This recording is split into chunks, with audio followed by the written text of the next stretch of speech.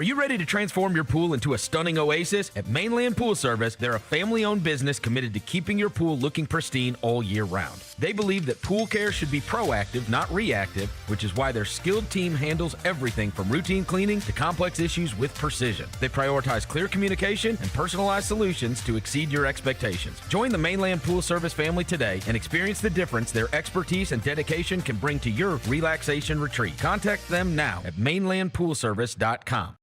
The Grizzlies are on their way to a new era, and now is the perfect time to buy in and secure your seat to witness history. With the 2026-27 half-season tickets, you can see the future take shape in real time. With a talented draft class joining our young core and starting this season, half-season ticket holders can own the moments with all new MVP benefit, including inside access to exclusive events, perks that match your passion, and rewards that take your fan experience to the next level. More information, visit grizzlies.com/tickets or just call 901-888-HOOP or grizzlies.com/tickets. Sonic Radio. Welcome back to Sonic RNDIO. That spells radio with me, the CIO. This just in, the new Sonic $1.99 menu lets you build a crave-worthy meal for just $1.99 an item, whether that's a creamy shake, crispy tots, or a quarter-pound double cheeseburger. This just out. Ostriches. They're mean, not very cute, and in my opinion, way too big for a bird. Don't miss the Sonic Fun 99 menu. 5 items, always $1.99. Live free, eat Sonic. Tax not included. See menu for details. Let's face it, there's a lot of trash talk in basketball. But the great teams let their performance do the talking. Like Ford F-150 with Pro Power on board. A class-exclusive industry-first feature that turns your truck into a mobile generator and leaves the competition speechless. Ford F-150, official truck of the Grizzlies. Greatness starts here at your Mid-South Ford dealer. Class is full-size pickups under 8,500 pounds, GVWR. New Amsterdam Vodka is an official partner of the Memphis Grizzlies. It's the only exceptionally smooth vodka that is 5 times distilled, 3 times filtered, and rated 93 points. New Amsterdam believes wins big and small become legendary when you celebrate them with your crew. So here's to the blue, white, and gold, the Memphis grit and grind, and reliving winning moments big and small with Tennessee's favorite basketball team. New Amsterdam Vodka. Find your wins. Grizzlies fans know it's the team that gives you the edge. Big River Steel does too. And much like the Grizzlies have recruited legendary talent, we want you to be part of our team. Are you ready to be part of something legendary? Then visit www.bigriversteel.com. That's www.bigriversteel.com.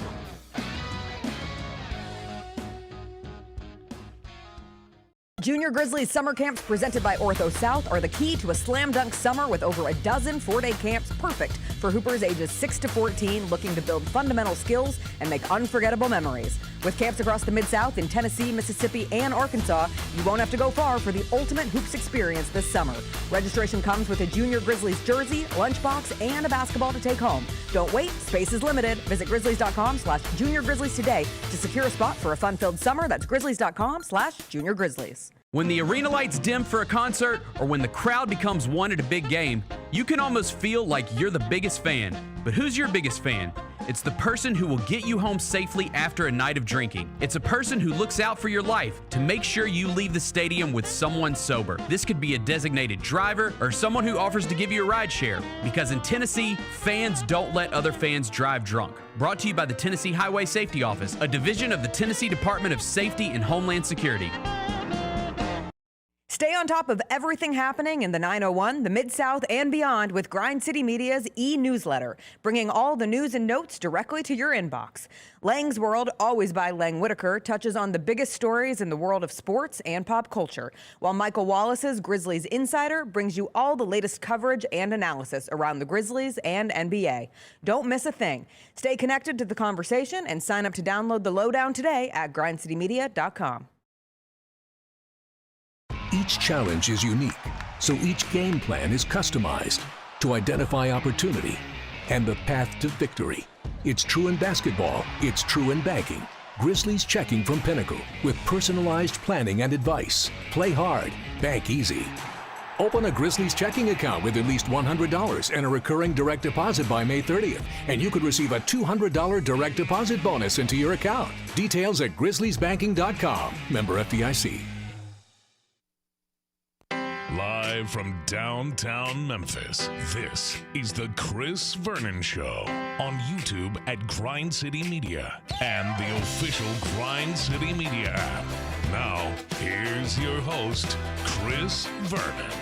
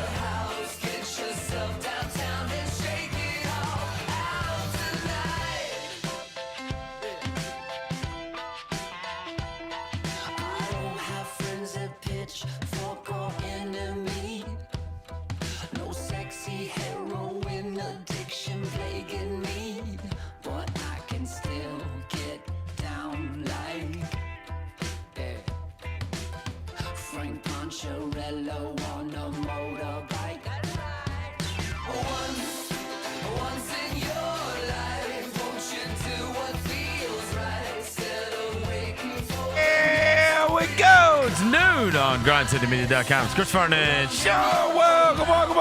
Welcome. It is the Monday, June 29th, 2026 edition of the show. Today on the show, this is a big NBA week. Of course, we concluded the draft and met the draft picks last week. Free agency is starting this week. There were trades this weekend. There was the World Cup. There was a golf tournament. There was all kinds of stuff that is going on. There are guys in trouble. We'll get to all of it with 10 things today. It's a Monday. It's hot out, but smile. Let's do it. Turn it up.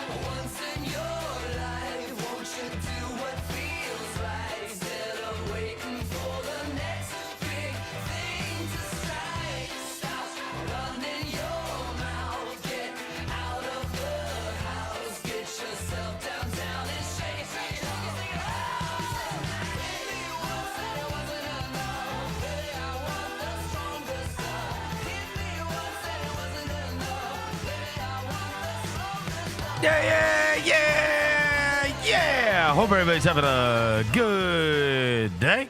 All right, we got a ton of stuff to get to on the show today, not the least of which is all this movement that is going on in the National Basketball Association with the draft happening last week, team options being picked up and not being picked up today, and some trades that have already gone on and inevitably some trades that are left to be made as teams are attempting to build out their rosters and figure out what they're going to be offering people during free agency, which is right around the corner. We'll get to all that and everything else that took place over the weekend. Get you ready for the week ahead. Before I get to anything, I'll welcome John Roser to the show.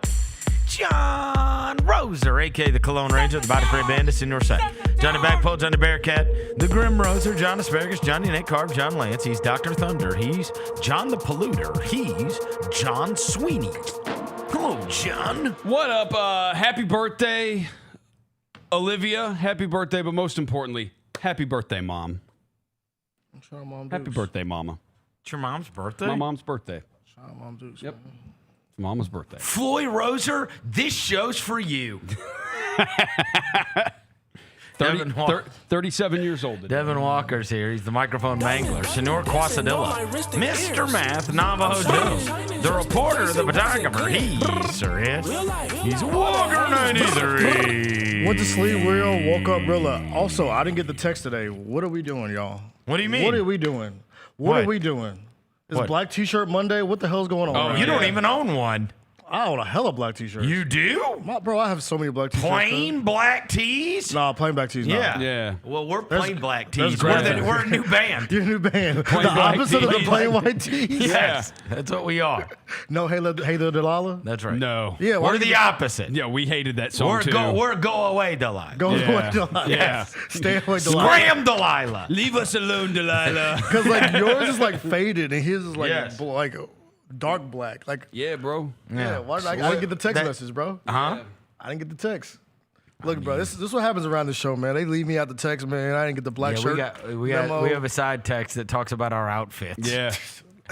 All right, there's one person on this show who probably texts people about their outfits, and it ain't me and Roser.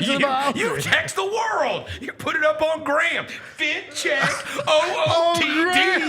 OOTD.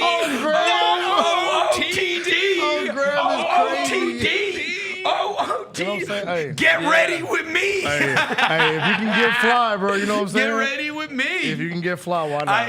Look, my daughter's making all kinds of like these kind of videos in the morning. So I just now it's my job to just like ruin the videos. Yeah, right. Oh, you just walk through them? Yeah, well, no, I just say stuff in the background. Do you say OOTD? No. What was it this morning? She's like, all right, guys, today we're going to make some kind of refresher. So first you take that. And I was like, shut up. Does she do this thing? Please tell me she didn't do the little thing that she... Yeah. Yeah. ASMR. Yeah, I hate that shit. ASMR. I hate that shit. ASMR. They do like the little thing. I'm like sitting at the breakfast table eating breakfast, and she's like, "Okay, guys, then you're gonna get that." I'm like, "Shut up!" I've been at your house enough. I 100% can see this, where this is happening, and how this is happening. Yes. Hey, look, man. Shout out to Haley, man, making the content, man. Content queen, God, man. she is the content queen. There's no way around that. Yeah, I see that shit on TikTok all the time. People like ASMR. Yeah, I don't like that. ASMR. That stresses me out. All right, let's get to 10 things. I love 10 things. We know number 1. All right, I'm starting with this because I had a great experience this weekend bopping around and running into Grizzlies fans everywhere. And I will tell you, the Cam Boozer thing, I think I underestimated just how excited everybody would be about this, right? It's one of those where it's like, it is social media versus reality, right? And the level of excitement, there is a civil war amongst Grizzlies fans regarding the future of Ja Morant. Meanwhile, I will tell you, there was not one place that I went over the course of 3 days that somebody was not talking to me about Cam Boozer, how excited they were, how like they weren't going to renew their season tickets, but now they're renewing. They can't wait. I think we're actually going to be pretty good this year. I love the Isaiah Stewart acquisition, whatever. And it's like, it was so, again, you know, when they always say, like, go touch grass, go, like, actually talk to people. Talk to humans, yeah. Yeah, you know what I mean? I was like, everywhere I went, everywhere. That's all anybody was talking to me about was the Cam Boozer thing. And I think it obviously, you know, look, you draft a guy and then it becomes a reality. But I think we also probably undersold his just true level of fame. Yeah. You know what I mean? That people were treating it. We went through this once upon a time when we were able to draft Ja Morant, but the feeling is the same in that we just got a star. Like, here's a guy that I want to go to the arena to watch play basketball, right? And that is a difference, right? There is a difference between the guys that actually like would sell you a ticket, guys that actually are box office. And again, when you draft somebody, hope springs eternal. But what we don't see is that, like, to an average guy that's just like working a job every day and is just like catching news, whatever, what he sees everywhere is everywhere he turns, every national pundit giving the Grizzlies an A+ on their draft and talking up Cam Boozer and saying that the Grizzlies might have very well gotten, you know, everybody talked about how everybody was talked down about Memphis. Like, there was so much positive press following the draft that I do think in the same way it does impact things in a major way where I don't know what y'all's experience has been, but it was like, oh, it was all good vibes for me too. It really was. Like, it just like it's a complete 180, right? Everywhere and I guess that's why it's so stark in contrast. Everywhere I went, for the last year has been, what are we going to do about our Grizz? What's going to happen with Morant? What are they going to do with so-and-so? Like, we ever going to stay healthy? Whatever. And, like, all of it was positive. Yeah, I had to fight. It was so weird. After I got past the Morant stuff, that's when I was like, okay, it was fine. Yeah. Like, you have to get past those, so what's up with John? Right. Well, that's always going to be there. About it. But then after that, they're like, yo, but this Cam Boozer, though. I'm right. like, yeah, let's talk about that. Well, and obviously, I will say this, the Isaiah Stewart thing, I mean, the way that all played out, with them trading down and us all being like, huh? But then ending up with Isaiah Stewart, like that.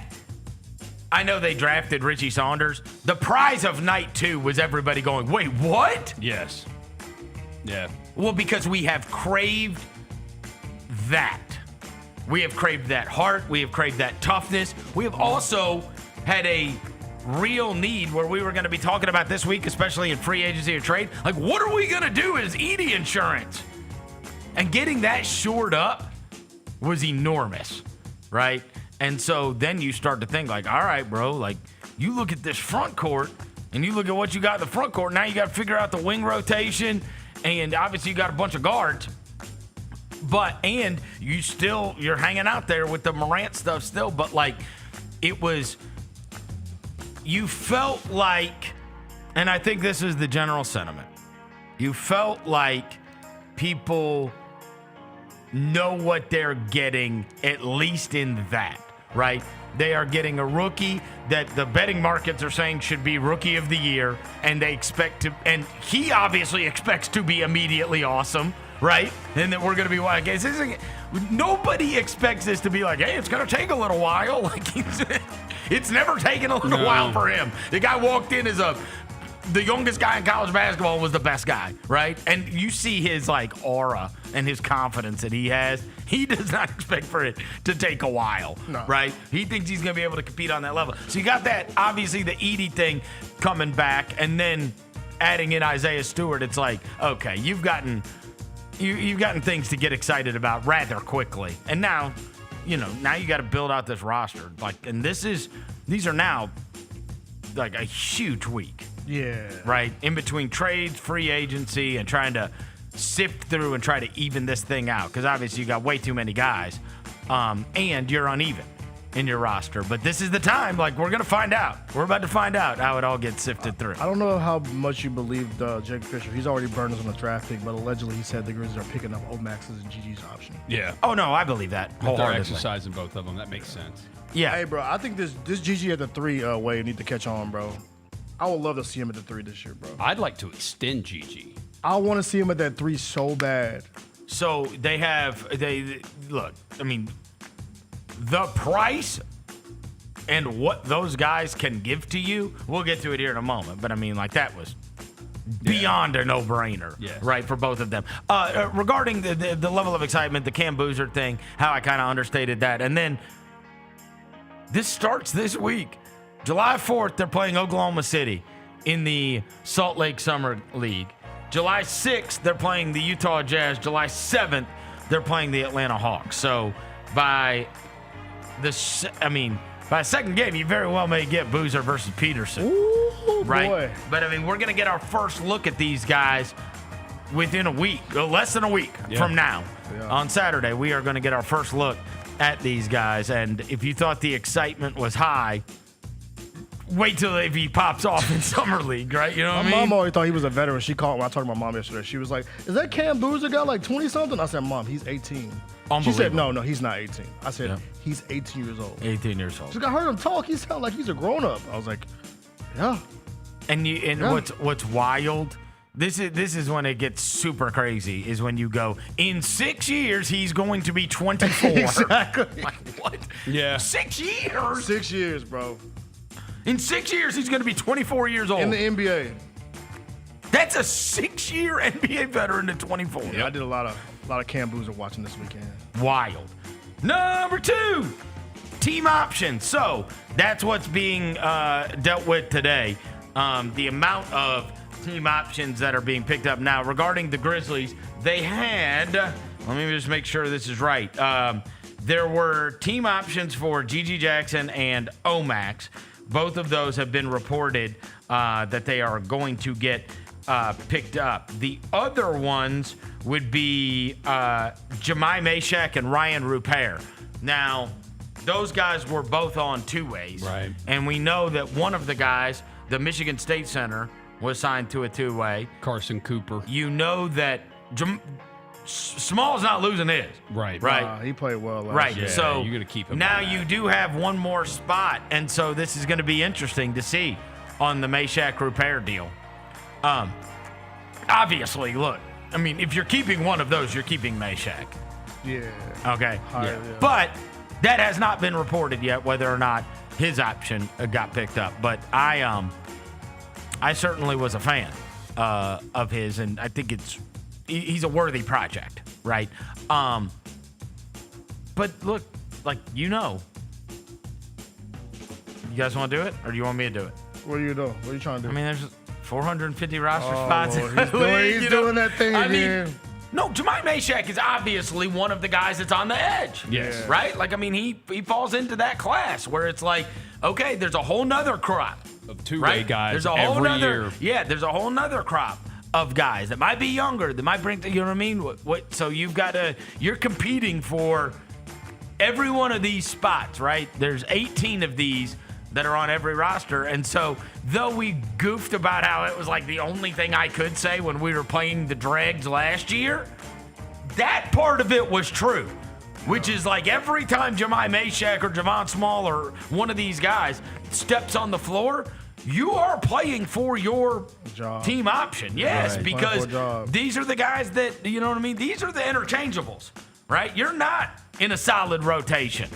And so that will be an interesting one. The Omax was one of those that, again, it's all funny to talk about like that speech that I was having to make every single night.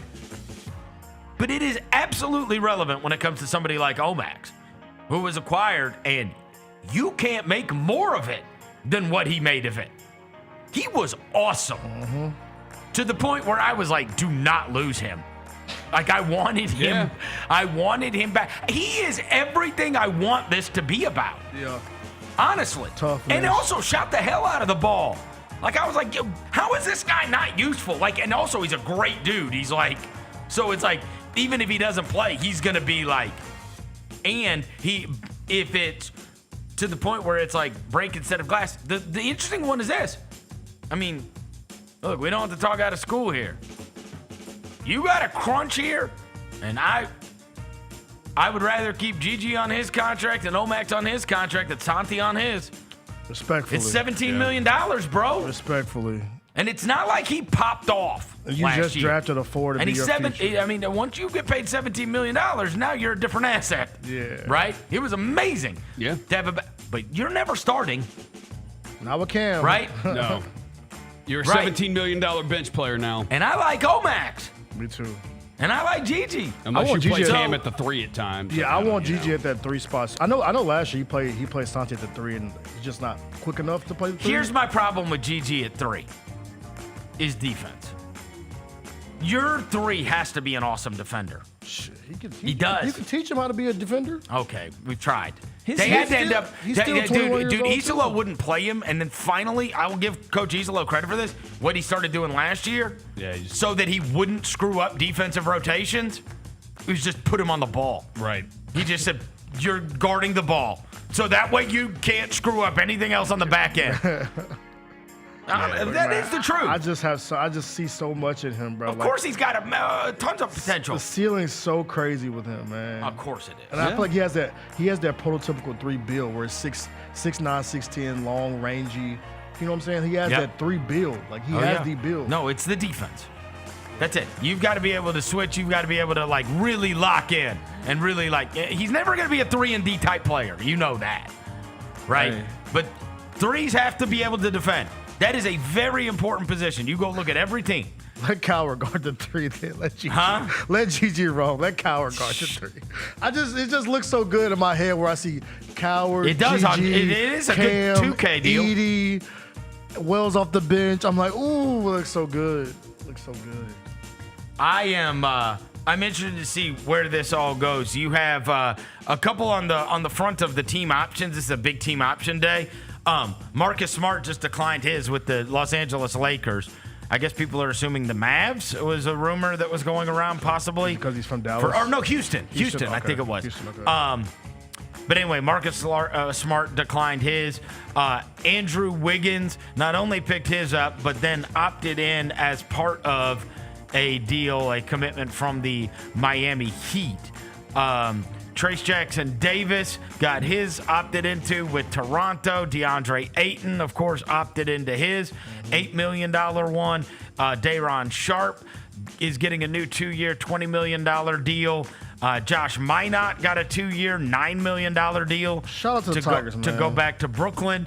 Sandro Mamu from Toronto is declining his and is becoming a free agent, and he is represented by Mark Bartelstein. So mark my words, people are going to inevitably see that Mamu signed a new contract to someone, and everybody in the free world is going to go, what? Watch. What? Mark my words. Go back and look at Mark Bartelstein's track record of getting guys paid. Okay. Yeah. More than what they're worth? Just trust me. He's more than what they're worth. Just trust me. This guy is not declining his 2.8 unless he's got a deal. He's got a deal lined up. And then you have Draymond Green. This was the biggest story of the morning, declining his option to become a free agent, giving the Warriors, therefore, the flexibility. And I talked about this a couple of weeks ago where nothing was more obvious to me. There was something cooking. There was something going on when Steve Kerr has this long goodbye hug, and it feels like the final hurrah, and I love you guys, and whatever. Has this moment with Steph and Draymond, and he's going to walk away. And then a couple weeks later, it's like, you know what? Let's run it back. And I was like, okay, there's no way he is doing that unless he knows. There's no way. Yeah. And this looks like the clutch special of all clutch it really specials. is. Yeah. I mean, this like one. No, and this one looks like, hey, man, don't go anywhere because we're going to try to run this back. And, like, the other thing that can't help but turn up my antennas, it was a long-ass time ago that Bill Simmons started talking about LeBron to the Warriors and calling them the Expendables, like the old action hero thing. Yeah. But, like, why? Why was that I mean, he knew. He had to have known. Like, you know, at least knew that this was, like, in the works. That it was a thing because it was out of nowhere, like, you know, at the time. It's like, what? LeBron and the Warriors? Them backroom clutch conversations coming up. I know. And now it does seem like, and especially with Draymond declining his option, it just feels like all I'm saying is this was the Windhorst moment for me was Steve Kerr coming back. Like, bro, I just watched you have the emotional goodbye. Yeah. It was over. This is the end of the line. And then you're like, you know what? Not the end of the line. Let's run it back. Let's try this again. Okay, then you knew you weren't coming back with hobbled Jimmy Butler and Draymond. Where you can't compete for a title. Yeah. I refuse to believe that Steve Kerr, who could make millions of dollars broadcasting and have an easier life, that he would coach that team again with a chance to be in the play-in? Right. No way. With Guy Santos. No way. You don't want to coach Guy Santos? So that's when you knew something was cooking, and now it seems like something is actually really cooking, right, for them. Zach LaVine, in the easiest decision ever, opted into his $49 million contract with Sacramento. It seems like James Harden is doing the Trae Young thing where he declined his option and is going to sign up for a big deal there. Fred VanVleet opted into his contract. You see he deleted everything from his IG, though. Who, Fred VanVleet? Yeah. Oh. He deleted everything from his everything Houston related to from his IG. So Never know. Sign and trade. I've heard his name come up. You know what I'm saying?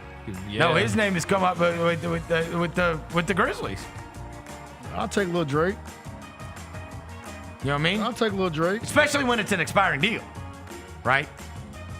Yeah, so yeah, he deleted everything. Oh, you look at his IG, everything's gone, bro. Everything Houston related from his IG is gone. We also have a point guard that is probably going to be gone. He's posting things on his IG. He's currently posting. Today's going to be a great day.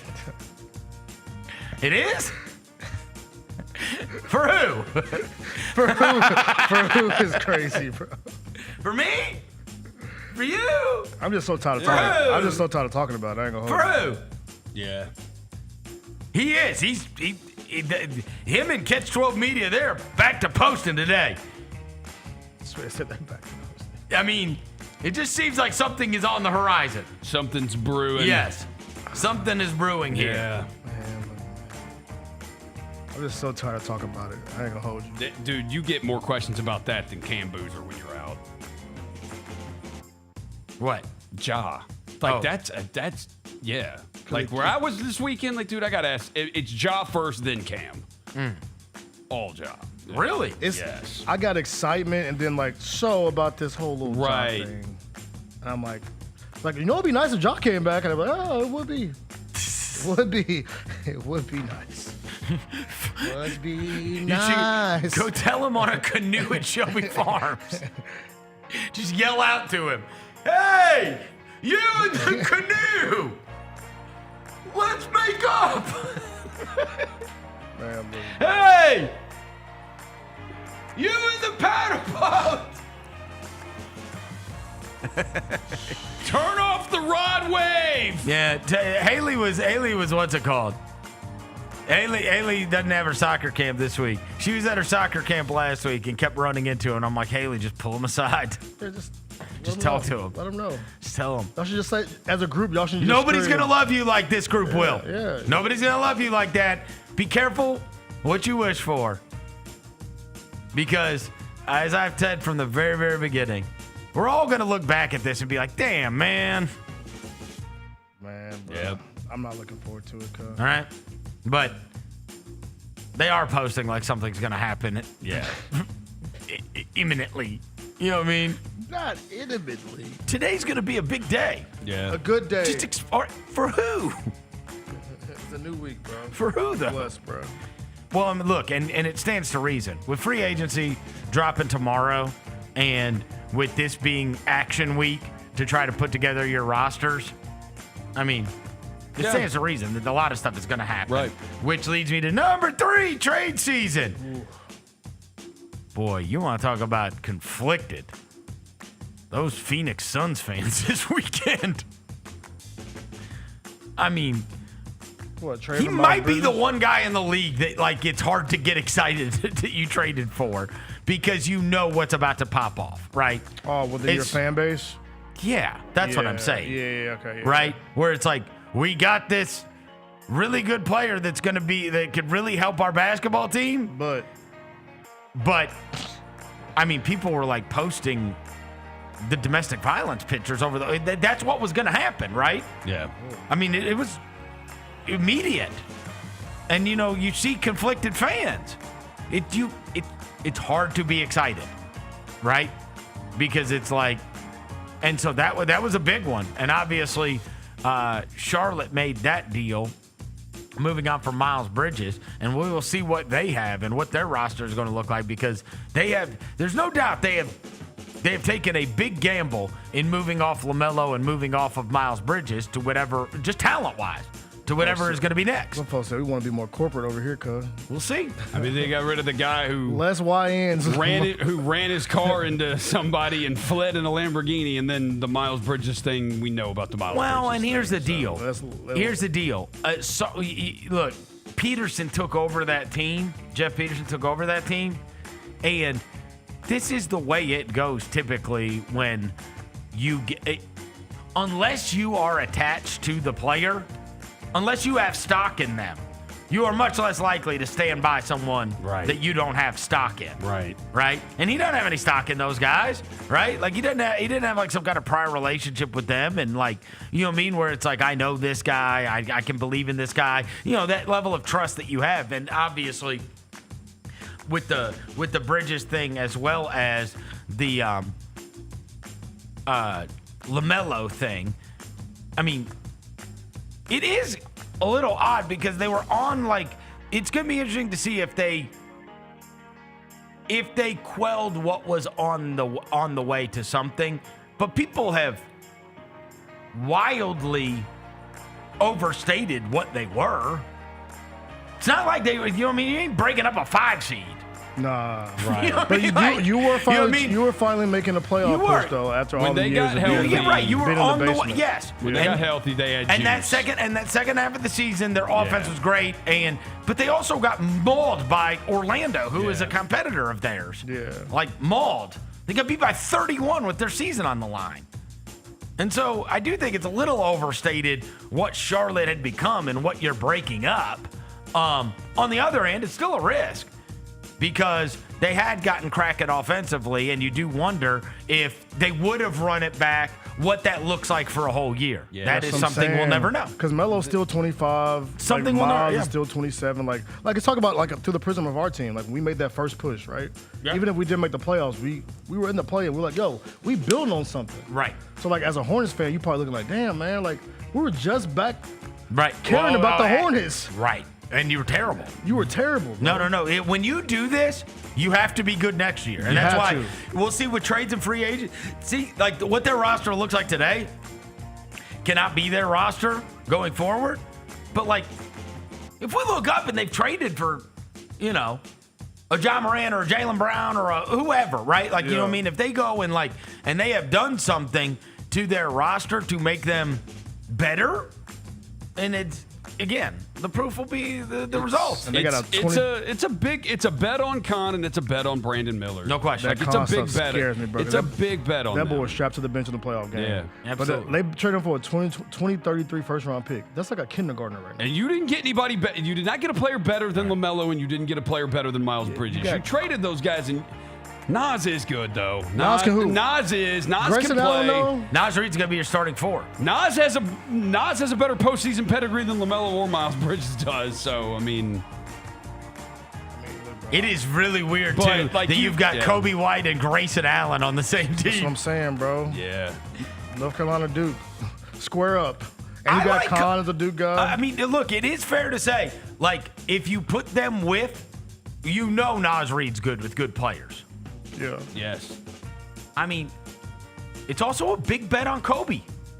It's a bet on Kobe White. It is. It's a big bet on Kobe White. Yeah. The idea that, like, this guy could be awesome if you had, I mean, if you're flaring, if you give me Kobe White, but, like, he's throwing it out to Con Knipple and Brandon Miller, that's a different player. Don't have him playing with Josh Giddey. Don't have him playing with LaMelo Ball. Yeah. Give him the ball in his hands a little bit more. I don't think that's ridiculous to bet on Kobe. Nah, you know what I mean? He played what he was. And you could, if Kobe White replaced a massive percentage of LaMelo Ball's output, it would not be shocking. Kobe White outperformed both of his contracts he signed, so we'll see about this one. But like he's and he's obvious. Look, and you are flaring him with some pretty awesome wings. Yeah. It's a great situation for a guard. Yeah, to be there. The other trades, like there hasn't been. You know, again, we're sitting here waiting on other trades to get done over. Because that was really the only one, right? Like am I wrong here? The Miles Bridges one is, I believe, the only one that's taken place that was big so far. I think so too. So Charlotte's the only one moving and shaking so far. Yeah. But with free agency right on the horizon, these teams, you'd imagine over the course of the next 48 hours, we're going to get some action, boss. Because that Jaylen Brown stuff is also hanging over. Buddy. Because Jaylen Brown was fighting with people this weekend on the internet, boy. I've got that later. But here's the deal. He's for sure getting moved. Yeah, it's over for him, bro. Yeah, he getting out of there, bro. And evidently he was over in France this weekend and was on like a bunch of panels. Was he clubbing with Wemby? Well, you know, it's my girl Ashley Nicole Moss. And I heard Simmons say this morning, and he's obviously a huge Celtics fan, huge Jaylen Brown fan. He's like, everybody over there that was around him, because he was at Con. Yeah. So, I mean, celebrities know. He's like, everybody, like, the Boston thing is the past tense now. Yeah. Like, he's talking like he's no longer a Celtic. Yeah. Right. That he's going to I mean, look, you pissed him off. Yeah. Multiple times, actually. You know what I mean? Yeah. Multiple times. Bro, okay. You should have just done the Giannis deal. Like, just thrown in whatever you need to throw in to make that happen. It's like, well, because now, who knows? But, I mean, look, you have that. The biggest ones are obviously whatever happens. Like, here's the deal. How is Anthony Davis exactly getting to the Warriors? Like, we know how LeBron would get to the Warriors. We know. How is Anthony Davis getting there? right, because it said they'd have to throw it. Jimmy Butler's contract. Well, the Wizards have not shown that. Why would I do that? The Wizards are acting like they want to try to be competitive next year. So why would they trade for injured Jimmy Butler? Yeah. I mean, that one is. So you got the Anthony Davis thing, you got the Jaylen Brown thing, and then the craziest of all of them is this heat that's going on with Kawhi Leonard. Ooh, that's another one. Which is like, wait, where did that come from? How is this happening? Like, going back to Toronto. Or with Masai. Yeah, in Dallas. Yeah. Boy, you want to talk about Dallas looking good immediately. If they had friggin' Kyrie, Cooper Flag, Kawhi Leonard, Derek Lively. Because it was always thought they were going to trade Kyrie. Well, and then but if they get Kawhi, you're not trading Kyrie. Well, then the other thing is like P.J. Washington, Klay Thompson, and stuff. Yeah. And stuff. That's a perfect deal. Take that 10 times out of 10. Give me that. What? You'd want that? Yeah. You'd want Klay Thompson, P.J. Washington? No, I'm saying if I'm Dallas, you can have it. Right. Take him. Klay Thompson's. Yeah, take Meg's ex-boyfriend. Klay Thompson should be stuffed. You can roll. Hit the dough. Yeah, they're not together anymore anyway. Exactly. Yeah. Right, and she's a Texas girl. She's a Texas girl, yeah. Well, and it gets him back to Los Angeles. There you go. So you can go back and be a gooner like he was. Yeah. And then they can buy him out, and then he can go sign with the Warriors. Yeah. Go back with those guys. No. I mean, come on. Like, that's. Well, or the Heat. The Heat. Yeah. That would be hilarious if he pulled the Ray Allen. Yeah. Yeah. New school Ray Allen, man. You know but that what I mean? Kawhi stuff is interesting, though, bro. Yeah. Because he had the best season of his life last year. I mean, you have San Antonio. You have Kawhi Leonard, you have Jaylen Brown, and you have Anthony Davis that have all hit the timeline over the course of the last 48 hours, which makes you believe, like, oh boy, this is imminent. Yeah. This is imminent. Yeah. Something is going to happen here. There's too much smoke. Yeah. With these, and it's like, okay, these teams are talking like, how close are we to the finish line on that stuff? Because that's some big names and totally changing the dynamic of both conferences, dependent on what the returns are for those guys. I mean, the Dallas thing, I mean, that would be immediate. Yes. And you would look up next year and they got Kyrie flanked by Cooper Flag and Kawhi Leonard. I mean, that is awesome. It's a nice squad. And we had to play them 4 times, bro. We got to play them 4 times. That is awesome. That is awesome. Yeah. You know what I mean? Nice and if you're trying to protect the Kyrie thing, like, you know what I mean, be able to hide him, you got some freako wingspans, you know, that same way. I mean, honestly, it's a lot like what happened in New York. Yeah. I've got the little mini mite. I've got the mini mite point guard, but he's flanked by these wing condors. Yeah, that I can put on anybody. And Cooper Flag finally be. I'll throw him on your non-shooter. Yeah, let Cooper Flag finally be like a wing and not like have to be a point guard. I mean, because how many chase down blocks did he have? I mean, he's outstanding as a perimeter guy, a defender to put out there. I mean, you want to talk about mayhem? Him and Kawhi, brother. Yeah. So, anyways, we will keep a lookout for it. Miles Bridges is the only one, and that was like, I feel bad for Phoenix fans. Just as like, you know, I remember when the Cubs, like, you know, remember when they won their World Series, but Aroldis Chapman got the last out, and it's like, all right, I can't put that in my office. Right. You know what I mean? Bro, That sucks. Yeah. you can't put the foot on. You know what I mean? Damn. Give me a Kyle Schwarber hitting a home run. Yeah, Something, right? Yeah. Chris Bryant doing something. Yeah, right. Yeah, right. Like I have a picture of Jason Mott jumping into Yadier Molina's arms. Yeah. I could properly celebrate that with all great feelings.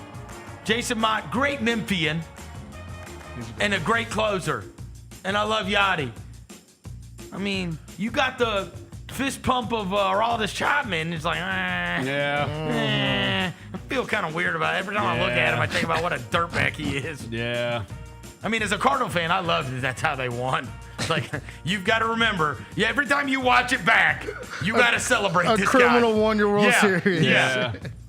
And I mean, the Miles Bridges stuff, like that is just something people are never going to get over. Never. Ever. For good reason. Every time somebody gets in trouble, Yes. his name always gets brought That's up. it. Always. And so it's like the one guy, honestly, like there's very few in the league where it's like, I mean, Ray Rice never played again. Ever. No. Just gone. You know, Miles Bridges is still among us. Still among us. He is. In the wild. Right here, bro. He is. He's still among us. Number 4. World Cup. World Cup. Hey, we might have a shocker right now, bro. Huh? Japan 1-0 on Brazil. Japan would tell you that's not a shocker. Yeah, they They were would. talking spicy. They were talking spicy. Japanese are up 1-0 on Brazil. They're up 1-0. We got Germany and Paraguay that is coming up later today. And then we've got Netherlands and Morocco. As the bracket stands right now, as I mentioned, Germany and Paraguay. France is going to be playing Sweden tomorrow. We have South Africa and Canada played each other. Canada beat them, so they moved on in the knockout round. That was a great game. Canada beat South Africa, and now we'll play the winner of Netherlands and Morocco. We have Portugal and Croatia, which does not happen until July 2nd. So we got a few days till that, and Spain and Austria. And so the winner of Portugal and Croatia will play the winner of Spain and Austria. Regarding the United States and their knockout round, they are playing Bosnia-Herzegovina on Wednesday, right? Wednesday. Isn't it Wednesday? July 1st. Yeah, Wednesday. Wednesday, yeah. And then they will play the winner of Belgium and Senegal. Bro, they have a Should I be real... scared? Should I be scared? They have a real chance. We have a real chance of Sweet 16 in this thing. Yeah. You know what I mean? Yeah. We're minus 260 against Bosnia-Herzegovina. Yeah. So, Handle a business. heavy favorite there. And then you got to play either Belgium or Senegal, which is, I mean, again, you're not playing France or Germany. Right. Right? So, you got a chance here. As you mentioned, Japan is pulling off a shocker right now by being up 1-0 on Brazil. 76 minutes, I think, in the match. So, I mean, they ain't got that much to go. Wait, what you said? No, I see no, it's 42nd not- minute. They're yeah, extra yeah, time. yeah, They're Oh, halftime. I'm sorry. I'm looking at match 76. Oh, okay, I'm yeah. sorry. They are going to play the winners of Norway and the Ivory Coast, whoever comes out of that, whether it is Japan or Brazil. And then we've got Mexico and Ecuador is going to play the winner of England and Congo. Argentina versus Cape Verde. That is the biggest favorite on the board. Boy, Messi scores every game. It really does. Every game. Every game. Every game. Do you know what they are versus Cape Verde? Minus 575. Yeah. You know, because Cape Verde was like the shocker of the tournament. You know, because they didn't win a game, did they? It was like all draws.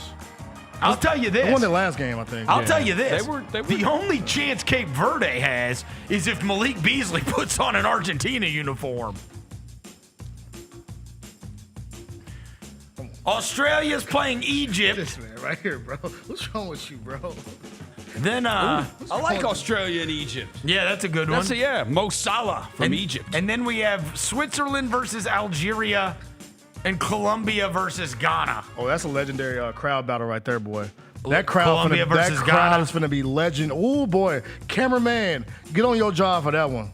So the biggest favorites in this round, these are teams that are a bigger favorite than the United States versus Bosnia-Herzegovina.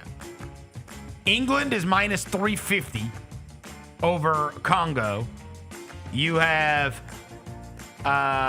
Spain is minus 320 over Austria. There ain't that many. France is minus 370 over Sweden. And Germany has about the same odds versus Paraguay, minus 280, as the United States does. So, I mean, we're in a good spot. Yeah, this is We're in a fun. good spot in terms of the way the knockout round went. Obviously, they all pale in comparison to Argentina. Minus 575. That's crazy. Golly. Cape Cape Verde is like the size of Millington, isn't it? Yeah, Cape Verde, yeah. Millington. Type it in. No, for real. Let me see. How many people are in Cape Verde? How many people live in? Let's see. Oh wow. Okay. I mean, yeah, Memphis is bigger. Yeah, Memphis has more people than Cape Verde. 618,000. That's like about what Memphis is. Yeah, and we would field a super sorry soccer team on the world level. Oh, we would be a 2-pack of ass on the soccer world level. Memphis, in 2024, Memphis's population is basically 611,000. So we're bigger than Cape Verde. Yeah, we're pretty. I mean, look, bro, they've been having a good tournament, though, man. We would, I don't know, maybe we could probably have a good striker in South Memphis hype, man. That dude right there got the best knees in the business. The best knees in the business. Is he still going? Yeah, he hadn't hit the timeline as much lately. Well, because he's still going. He was at Gus's this weekend. All right. You know, he did go to Gus's this weekend. Shot me down in Gus's. Right. I will say, Cape Verde's brought us some things, Vernon. They brought us elite talent on the crowd too. Oh yeah, boy. They look awesome, huh? Yeah. Is that right? I haven't researched. Now that I've said it out loud, it's think I need gonna to reach your research? feed, and you're gonna be like, oh. Yeah. You think I need to research? You need to research. Cape Verde fans. Cape Verde fans, elite. Who elite knew? Prospects. Where is it? I honestly have no idea where it is. It's an African country. Yeah, I think it's like South Africa. I don't know where Cape Verde is. Where is? I'm unfamiliar. Yeah, it's an African country, I think. Yeah. Is that where it is? Yeah. Yeah, West Africa. On the Senegalese coast. Westernmost coast of West Africa. All right. But boy, you look. If you were to rank some of these fan bases, Cape Verde would be top 5. They're in there, huh? Top 5 for sure. Wow. All right. There's your beach. There's your pervert World Cup preview. Yeah. That's not how. Relax, bro. You know, look, man. You can enjoy eye candy in the crowd. I know. Yeah. It's just interesting that that's your analysis of Cape Verde. Yeah. I mean, I know it's real pervert energy. No, it's not. I watched their is. soccer too, bro. Name a player. I can't name a player, but I know their goalie. Their goalie had 2 great, amazing games. And he got a bunch of Instagram followers, In the right? third game, they had to win. They had to get. Was that him? No, that was. Who's the Instagram follower guy? I think that was Caraco. Oh, Curacao. Yeah. My Little League call it Curacao. Yeah. No, Cape Verde elite, bro. If you see a lot of flights going to Cape Verde in the next couple months, you know why. Shout out Cape Verde, man. How about that? No. I do like watching all of the. I will say, my experience has been seeing people online from overseas. I mean, just loving America. Yeah. I watched this English guy do a review of Popeye's chicken that was honestly the funniest thing I've ever seen in my life. He's like, oh no, it was an Australian guy. It was an Australian guy. He's like, this is Popeye's. And then he like went and he's like, you get all of this for $7. He's like, and it is crispy chicken, and I got the hot. And he's like, and a biscuit and coleslaw. And he's like, and this and this and this and a drink. And he's like, Popeyes, come to Australia. You own the country. Like, he just couldn't believe how amazing Popeyes was. He just, how does this exist? Yeah. And the Erling Haaland trying everything stuff. Yeah. I watched Erling Haaland try like a New York sandwich, and he was like, I mean, you're seeing these people and they are experiencing things that like they're like, I can't believe this is real. This is how. No wonder you're all fat. That's what I'm saying. Right? We're all fat over here, bro. We season like, our the food is just unbelievable. It's the thing we call seasoning, guys. Seasoning just exists mow it over down. here. Yeah, man. We season our food over here. Just don't let them come to Memphis. They might not ever leave. And it's the portion size, too. Yes. It's we give you more food over here? Yes. Oh, okay. Yeah. Well, and the other thing is, they don't know what a triple cheeseburger is. You know what? You know what Dude, you know what the interesting thing is? You saw that thing about TSA, where they put out the thing? It was like maybe a week ago, and they were like, for all of our overseas travelers, please make sure. Just understand, you have to check your bottles of ranch. We love it too, but you have to check because people are trying. Yes. They don't. You know what's crazy? My buddies went on like a golf trip over there to like Scotland, Ireland, like guys like England, whatever. My buddy's like, I ask them for honey mustard everywhere, and they've never even heard of it. So like these people are coming like and they're trying honey mustard and ranch and stuff, and they're like, we are taking this back home. Yeah. They don't have it. Yeah, I got it, bro.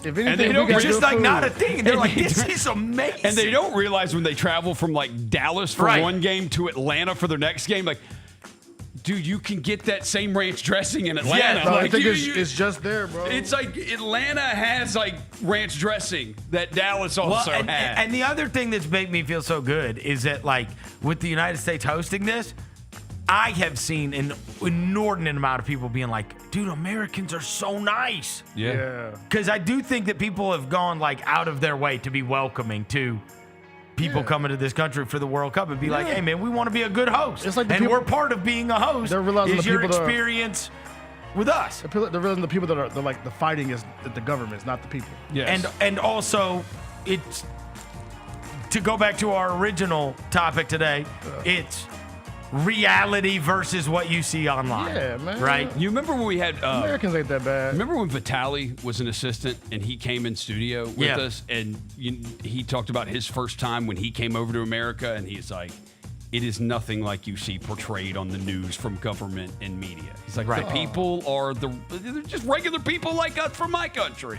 Right. Shout out to the USA, man. Number 5, Chris Johnson. So this hit yesterday on the timeline, and I was hoping that the rumors were not true, but something like that is virtually impossible to keep quiet, especially when you announce Chris Johnson is going to have a sit-down one-on-one with Michael Strahan on Good Morning America to discuss, and, word gets around and people know. And so I saw that yesterday, and I was like, God, I really hope that's not what it is. But just incredibly tragic. We all met Chris Johnson. What was that? Maybe like a year and a half, 2 years ago? When Pac-Man came in here? Yeah. Yeah, we did. Chris was with him. Yeah. Super sweet guy. And seeing that this morning, I went through that, and with a family member, my grandmother had it, and it is like truly torture. Like what that does to your body and what that does to your bones. And it is awful. Honestly, it's awful to witness somebody going through it. And I can't say more prayers for Chris Johnson, because I know what that diagnosis is. And obviously, he's going to use his platform to say, hey, there's not enough research for this. There needs to be, and with somebody of that prominence. I mean, again, this was named after Lou. This is Lou Gehrig's disease, and that was the 1930s. Yeah, and it's like, right, and then a guy like Chris Johnson gets it, and I mean, it will lead. That is, and I think this is what he wants. Is the one bright spot is that, like, hey, he has an incredible amount of fame, and people have. There's people that get diagnosed with this every year, and there is still, that's the worst part. There's nothing you can do. There's nothing to do. I mean, you could try to quell it as much as you can, but what it does to you and the way it deteriorates your body is just absolutely terrifying. And this is a guy that, was one of the most fun guys ever to watch in the NFL, for sure. 2K, man. And you see somebody like that, you think of these guys as absolute gladiators. And I think he will use the rest of his time with us to bring awareness to this. And hopefully it can raise awareness. Hopefully it can raise more money towards research, and you can get closer towards, because we do lose people to this every year. I not only, obviously, I talked about my own family member, but when you hear about this and just knowing what that diagnosis is, you never want there to be something where the diagnosis is like, hey, we don't know. You know what I mean? We could try to make this, we could try to make this as comfortable as possible, but this is going to do to you what it's going to do to you. Yeah. And it's scary as hell. I saw stories about the age. Absolutely heartbreaking. His age, too, of him getting his 39 was like a very young age that had developed something like that. Like Lou Gehrig was 30, super young. Really? Yeah. Oh, yeah. And I couldn't even watch the interview, bro. Like when it popped up on my timeline, I saw it. Then when I saw him and he wasn't talking, I was like, yeah, I can't even look at this. Because I saw a video of him recently. He was like at the Senior Bowl coaching up college kids. And the next time you see him, he's on Good Morning America diagnosed with ALS. Like that shit hurt, bro. Lou Gehrig was 2 weeks away from being 38. Damn. Sheesh. Yeah. And that was in 1941. We are, man, Lou Gehrig, one of the most famous athletes in the history of the world. Yes. And that was 80 years ago that happened. And we're watching Good Morning America, and it's like, this guy is getting diagnosed. You know what I mean? Because we have not, you know what I mean? Like, it is not, we have not seen this happen a lot to mega famous people. Yeah. Right? But you saw that yesterday where it was like, people were connecting the story to, hey, this is what this is going to be about. And I was like, oh, my God. Oh, my God. You know what I mean? It's tough. Because what'd you say he is? 39? 39 years old. 39 years old. They said he still worked out every day, but even before he got died, he was working out every day and doing everything every day. And it's just one day he lost a grip in his hand, and his wife was like, "Is it from football?" And he was like, "I don't want to." And then months later, they found out this is what it was. Yeah. And like I said, having to see him like talk through a computer, I was like, yeah, I couldn't finish the interview, bro. It's horrible. I couldn't. Horrible. Because we know him as CJ 2K. We know him as CJ 2K. Yeah. I mean, with my grandma, what would happen is she got very brittle, and then was on like a walker or whatever. Yeah. But then would get so weak and then would fall down. And when you fall down, something breaks. Yeah. It's awful. Yep. It's truly awful the way it deteriorates you. Yeah. And so thoughts and prayers up with Chris Johnson, the entire Titans family, because that was awful to him. I was looking it up because I remember he had an awesome game in the Liberty Bowl against the Tigers, and it was his senior year. He had 301 yards rushing, like 30 yards receiving, Larry Porter, and like 95 yards return. Is that Larry Porter? Yards. Yeah, it was like 2007. Yeah, he had 22 carries for 301 yards and 4 touchdowns. Yeah, I remember the bowl game. He had a bowl game against Boise. That was Tommy West. Yeah, Tommy West was still the head coach. He had a bowl game against Boise where he was awesome, The bowl game is where I remember, and it was like, bro, who is this? Yeah. It's same season. They're like 4 or 5 games apart, the Memphis game and the Boise game. I mean, there's a handful of guys that looked twice as fast as everyone else, and he was one of those. Yeah. Like, literally looked twice as fast. He would run past your safety, and then somehow when he got to the end zone, there was a 25-yard gap. Well, they used to happen to, we had a slew of them there for a minute with Henderson, Pollard, and Calvin. Oh, yeah. You Those were but that guy had track speed. Yes. Yeah. You're right, as a running back. Where it's like you have like a 20-yard head start on trying to catch him, and somehow he ends up 20 yards ahead of you by the end of it. It's like, wait, what? Yeah, or these guys that cut across the field. Yeah. Like, they're running sideways, and you're running in a straight line, and they're still running fast. Still can't catch him. One of 9 running backs in NFL history to run for 2,000 yards. Yeah. One of 9. Hold on. I'm going to try. Got you? Okay. Adrian Peterson. Yep. Yep. Eric Dickerson. Yep. Yep. O.J. Simpson. Yep. Arian Foster? Arian Foster, no. Oh, he was low. He had to have been close. He's probably close, but I got the list right here. Was he like 1,800? I said Peterson. I said Dickerson. I said OJ. OJ, you got OJ. OJ. Missing 1, 2, 3. Tomlinson. Tomlinson, no. He never ran for 2,000. Falk. Falk never ran for 2,000. It actually happened 2 years ago. Saquon.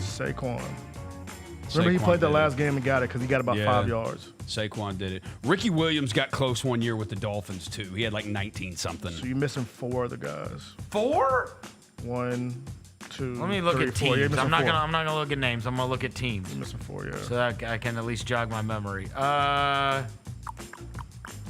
2,000 yards. Like Jamal Lewis didn't do it. They're all Hall of Fame. Jamal Lewis did it? Jamal Lewis did do it. Yeah, Okay. he did do it. Jamal Lewis did do it. All right. And the rest of them, Terrell Davis. Terrell Davis did it. 1998. 1998, yeah. How many do we got now? 6 or 7? You missing 2. Oh, Barry Sanders? Barry Sanders did it. Yeah. How do we miss that? Yeah. Emmett never did it. You're missing one more, bro. You're missing one more. Is it a hard one? Nah, it's not. Oh, it's not hard? He's still thugging out to this day, bro. Still? He did it 6 years ago. Oh, Derrick Henry. Derrick Henry. Derrick Henry, yeah. 2 Titans. What do you Dude, Derrick Henry might end up being the NFL. He might end up passing Emmitt Smith. Arian Foster. He's got a chance. How close was Foster? I feel like...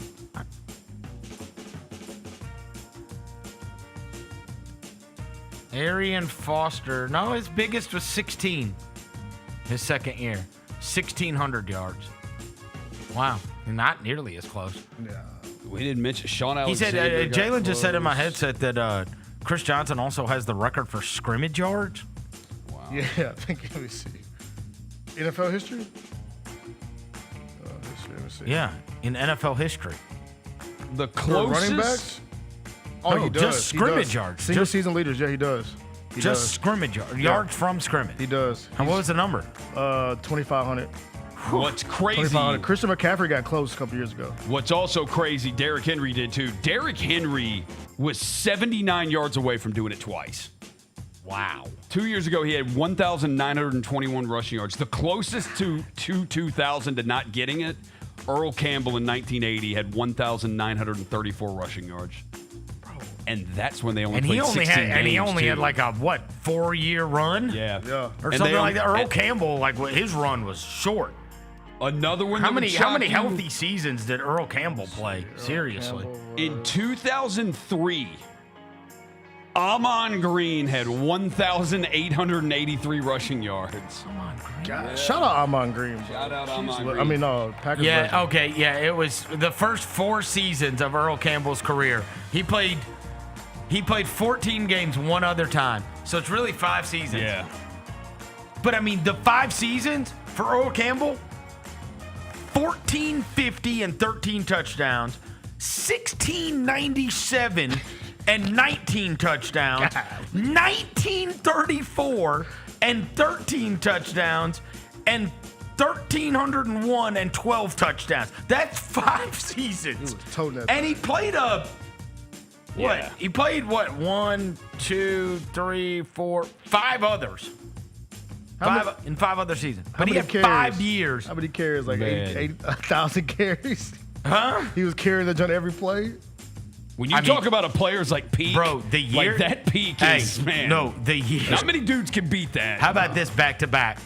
Those second and third years, and of course he won the Heisman Trophy at Texas. Yeah. His second and third years playing for Houston, Earl Campbell, 368 carries for 1,697 yards, and then turned around the next year and had 373. He went his first 4 years in the league, went 302 carries, 368 carries, 373 carries, and 361 carries. No wonder his career didn't last long.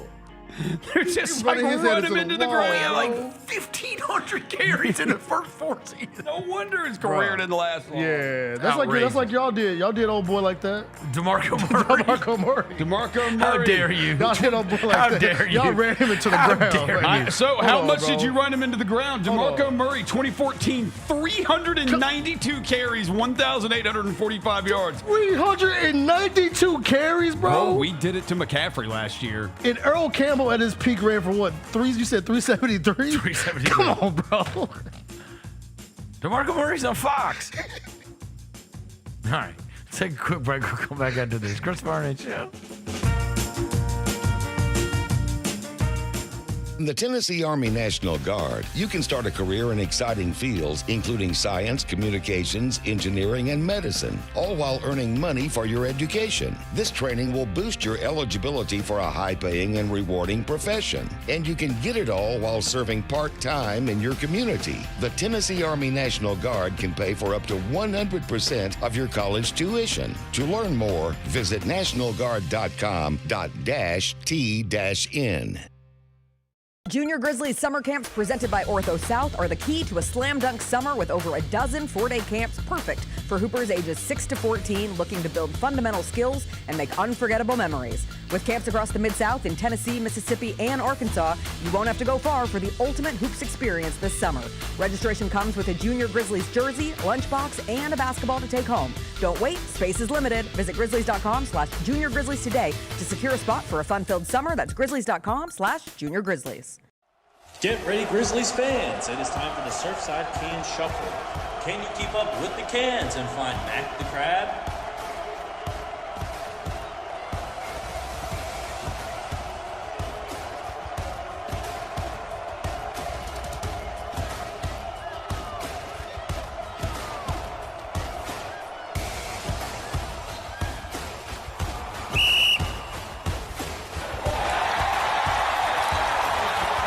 The Grizzlies are on their way to a new era, and now's the perfect time to buy in and secure your seat to witness history. With the 2026-27 half-season tickets, you can see the future take shape in real time. With a talented draft class joining our young core and starting this season, half-season ticket holders can own the moments with all new MVP benefits, including inside access to exclusive events, perks that match your passion, and rewards that take your fan experience to the next level. More information, visit grizzlies.com/tickets or just call 901-888-HOOP or grizzlies.com/tickets.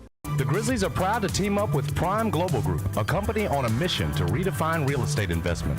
By leveraging deep experience, strategic insight, and robust resources, Prime Global Group is shaping a smarter, socially responsible future. Whether you're an investor or simply curious, now's the time to explore innovative strategies that align with your values. Join the movement and discover how you can be a part of this exciting evolution. Visit primeglobalgroup.net to learn more and connect with the team today. That's primeglobalgroup.net. Let's face it, there's a lot of trash talk in basketball, but the great teams let their performance do the talking. Like Ford F-150 with Pro Power on board, a class-exclusive industry-first feature that turns your truck into a mobile generator and leaves the competition speechless. Ford F-150, official truck of the Grizzlies. Greatness starts here at your Mid-South Ford dealer. Class is full-size pickups under 8,500 pounds, GVWR. Orthopedic injuries can be unpredictable, unforeseen, and unscheduled, and Ortho South understands this better than anyone. Since your injuries don't make appointments, you don't need to either. That's because Ortho South welcomes walk-ins during the weekdays, in the evenings, and even on Saturdays. So next time an unforeseen injury makes an unscheduled appearance in your life, visit orthosouth.org to find your nearest urgent care location. Just walk in, and Ortho South will take care of everything, especially you. Learn more at orthosouth.org. That's orthosouth at orthosouth.org. The heaviest metal credit card of all time. Rumored to be one of only 18 in existence. Plated with the very same tungsten that forged the International Space Station. And wielded at business dinners like a samurai sword. It's a classic corporate power move. But the real power move? Having end-to-end visibility on your most critical shipments. FedEx, the new power move. Kroger shoppers and Grizz fans. Want exclusive last-minute discounted ticket deals texted straight to you? Sign up with the new Kroger Buzzer Beater deal. Fans can sign up by texting Grizz to 636-479 Or visit your local Kroger store in the Delta Division and scan the QR code. By signing up, you agree to receive recurring automated promotional and personalized marketing text messages from the Memphis Grizzlies. Consent is not a condition of any purchase. Message frequency varies. Message and data rates may apply. This Photoshop job of the College Football 27 cover for this year is atrocious. Like, who made this? It's so bad. This is the deluxe edition. So you have to pay extra to get Kurt Signetti on. Oh, I'm sorry. You're paying extra to get Kurt Signetti? Tune in to the Jessica Benson Show with CJ Hurt live every weekday at 8 a.m. on YouTube at Grind City Media and the official Grind City Media app. Welcome back to the Chris Vernon Show on YouTube at Grind City Media and the official Grind City Media app. Now, back to your host, Chris On one morning Vernon. bright and clear, my old folks and I drew near, just a village down in sunny Tennessee. I'd been speeding on that train that would bring me back again to that girl I left in sunny Tennessee. I could hear those voices singing as she bid farewell to me.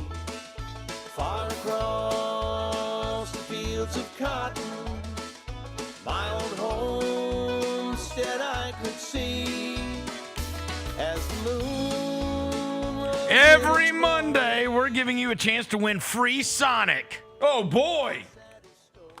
I love Sonic. Too. I do. Some cheesy tots. You know what look, don't ever tell anybody this. That, Wait. You're about to tell everybody. Tell everybody, bro.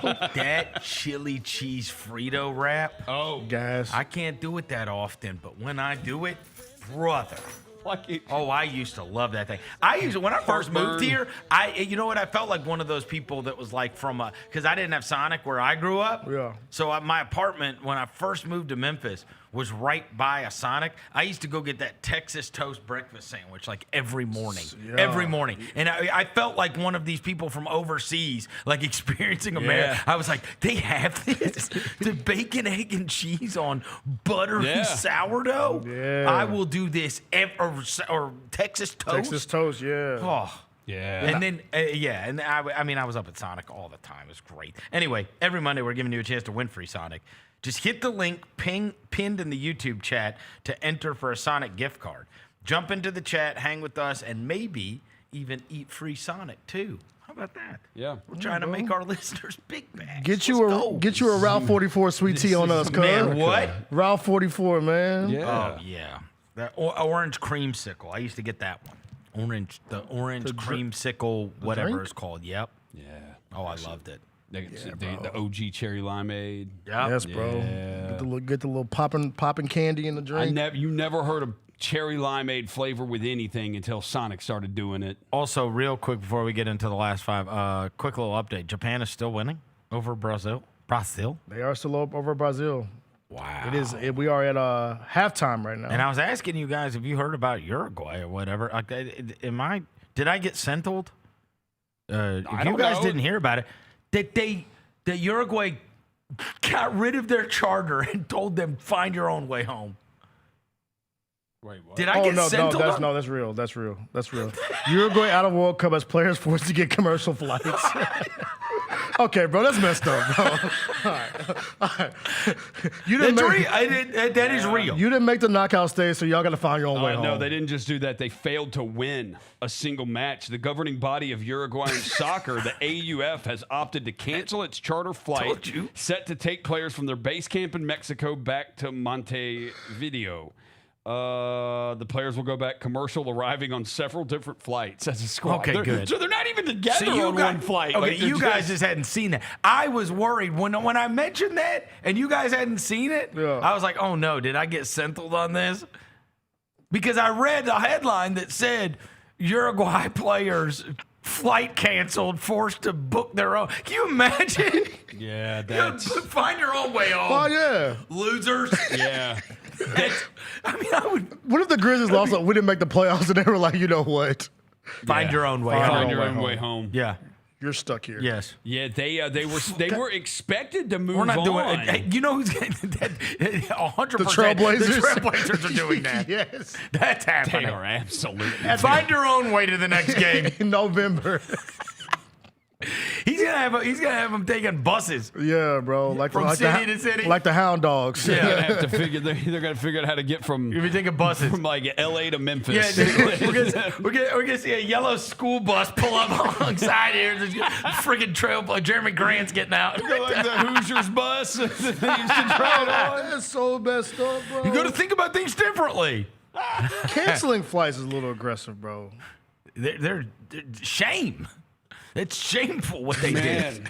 Find your own way home. It really was. They finished fourth in World Cup qualifying, and they finished third in the Copa America. But they were expected to move on, but they tied with Saudi Arabia and Cape Verde. My boy didn't do it, huh? And then lost to Spain. Luis Suarez, he's too old now. Yeah, huh? he wasn't. He didn't make the squad. He was. Up Oh, he's not even there. They showed him in the suite in one of their games when they scored. Was he biting someone? Clapping. He was clapping. Oh, I liked him when he was biting I people. do too. They should.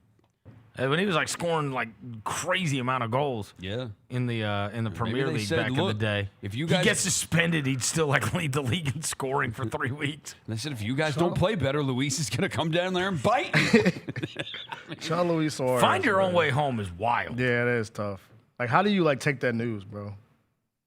Like, what? Like when somebody tells you that, like, the governing body says. All right, let's knock out the last 5. Number 6, what'd you watch? Oh, I've got one. Two things. Now, I was late because Roser already did it last week. I did go to Toy Story 5. Oh, you Okay. I did. Okay. We did a family excursion. We went to Toy Story 5 over the weekend. And number one, it always strikes me, there's 2 things. The level of comfort now at the movie theater versus what it used to be is so extremely different that I do every time I go now, because I rarely go to the movies. We usually go when there's like a big kids movie out or something. But I am always like, this is awesome. Yeah. Like they have done as much as you can do to get people to go to the theater, which is like there was even a QR code on my friggin' thing, and it was like order here, and I was like, really? I don't even have to like get up like if I want to order something or whatever. Like they have tried to, and they're like dining at these places or whatever. Like I'm like, but it is expensive. Yeah. I think it was $72 for the 4 of us. Ooh. No snacks? No, we didn't get anything. We went to where did we go? You smuggled them in? No, we ate right before. Okay, that's a smart move. El Mezcal. Smart move. I love El Mezcal. That's smart. Get the kids full. Yeah. Get the kids full. We did El Mezcal beforehand, and then we went to Toy Story 5. Look, for sure not as good as 4. 4 was hilarious. Thank you. You were right about that. Thank you. Yeah. I grade that on a Toy Story scale, though. They're all good. And I was entertained by it. Yeah. But it was for sure my least favorite of the 5. Really? Yeah. Really? Yeah. I think so. Yeah. I don't think I'll go back to it. Okay. You think you'll go back to it? No, I will not go I back. saw 4 twice I in won't go. theaters. I I'm would- not going to go see it. I a would second no. time. Theater. I would never go twice in a theater. Yeah. But I'm saying like watch it again. Oh, I'll watch it You're not again. gonna come back to it. You're I not don't gonna think go back so. to it. You are. No, I don't think so. What do you will. think? What do you think Yes, made you it? will. What made it not entertaining? As Jesse's the main character completely, right? It's, I didn't understand the Buzz Lightyear thing at all with the army of Buzz Lightyears. I didn't. What is that about? Yeah. What is that? Well, what they was helped. the point of that? What Okay, is that's that? fine, but what was the point of that? What was that? What did it have to do with anything? It starts the movie like that. Yeah. What the hell was No, that? and it was. It's like, where is this storyline going to go? Yeah. Well, they ended up helping. Who cares? Why are there 1,000 of them? Well, they're toys. They're like the new ones. He I said don't know. they're And they were toys. the new ones. They're They were new toys. ones. They're like Bluetooth. And I thought there was too little of the other toys. Oh. Because I love the other toys. Yeah. Like I love the piggy bank. I love the Evil dinosaur. I like all. I like Slink. Like the Everybody auxiliary likes character. You like the Slinky auxiliary Dog. character. Huh? You like the auxiliary character. I do. I Yeah. like all of them. Ducky and Bunny. I like Duke Kaboom. I like the ancillary characters. Duke Kaboom and there was funny. just too much of Jesse and her horse. It's too much of that. I like the horse. I like Bullseye. He doesn't talk though. I know. I like the talking. I wanted more Forky. I just wanted more of all the other toys. Yeah. Well, you got That's what I wanted. You got some new toys. The toys that USB each Then other. they're not that funny. USB each other. But they weren't funny. They weren't that funny. I like all those toys are funny. Yeah. I mean, there's the one line in there where like it's honestly like my favorite part was like there's a whole part where everybody knows the plot, right? The girl's getting a lily pad. So it's really just an hour and a half infomercial for kids getting off of iPads. Yes. That's basically what it is. We got news. Let's see. What? We got news. Grizz PR. Oh, never mind. We already did What? this. It's about Omax? It's about Okay. Omax and GG. Keep going. But like the little piggy bank or whatever, he pops up as soon as she gets it, and he's like, I call behind the dresser. She'll find me in a couple years. Like, that's the kind of stuff. I like that kind of goofy stuff. You know what I mean? Yes. I like that. Yes. And there's so little of it Yes. You want more throughout the movie. more Oh, goofy. and I love Forky. Forky steals the show. He should. I don't know who won Best Supporting Actor the year that movie came out, but Forky should have been nominated. I love Forky. He's amazing. I love Forky. And he's marrying the stupid knife, which was funny too. Yes. That whole thing was funny, but I don't know. You want I just, rolling. yeah. If you would have rated it I out, like out, all out the of other 5 stars, characters so much. Rated out of 5 stars, what'd you got?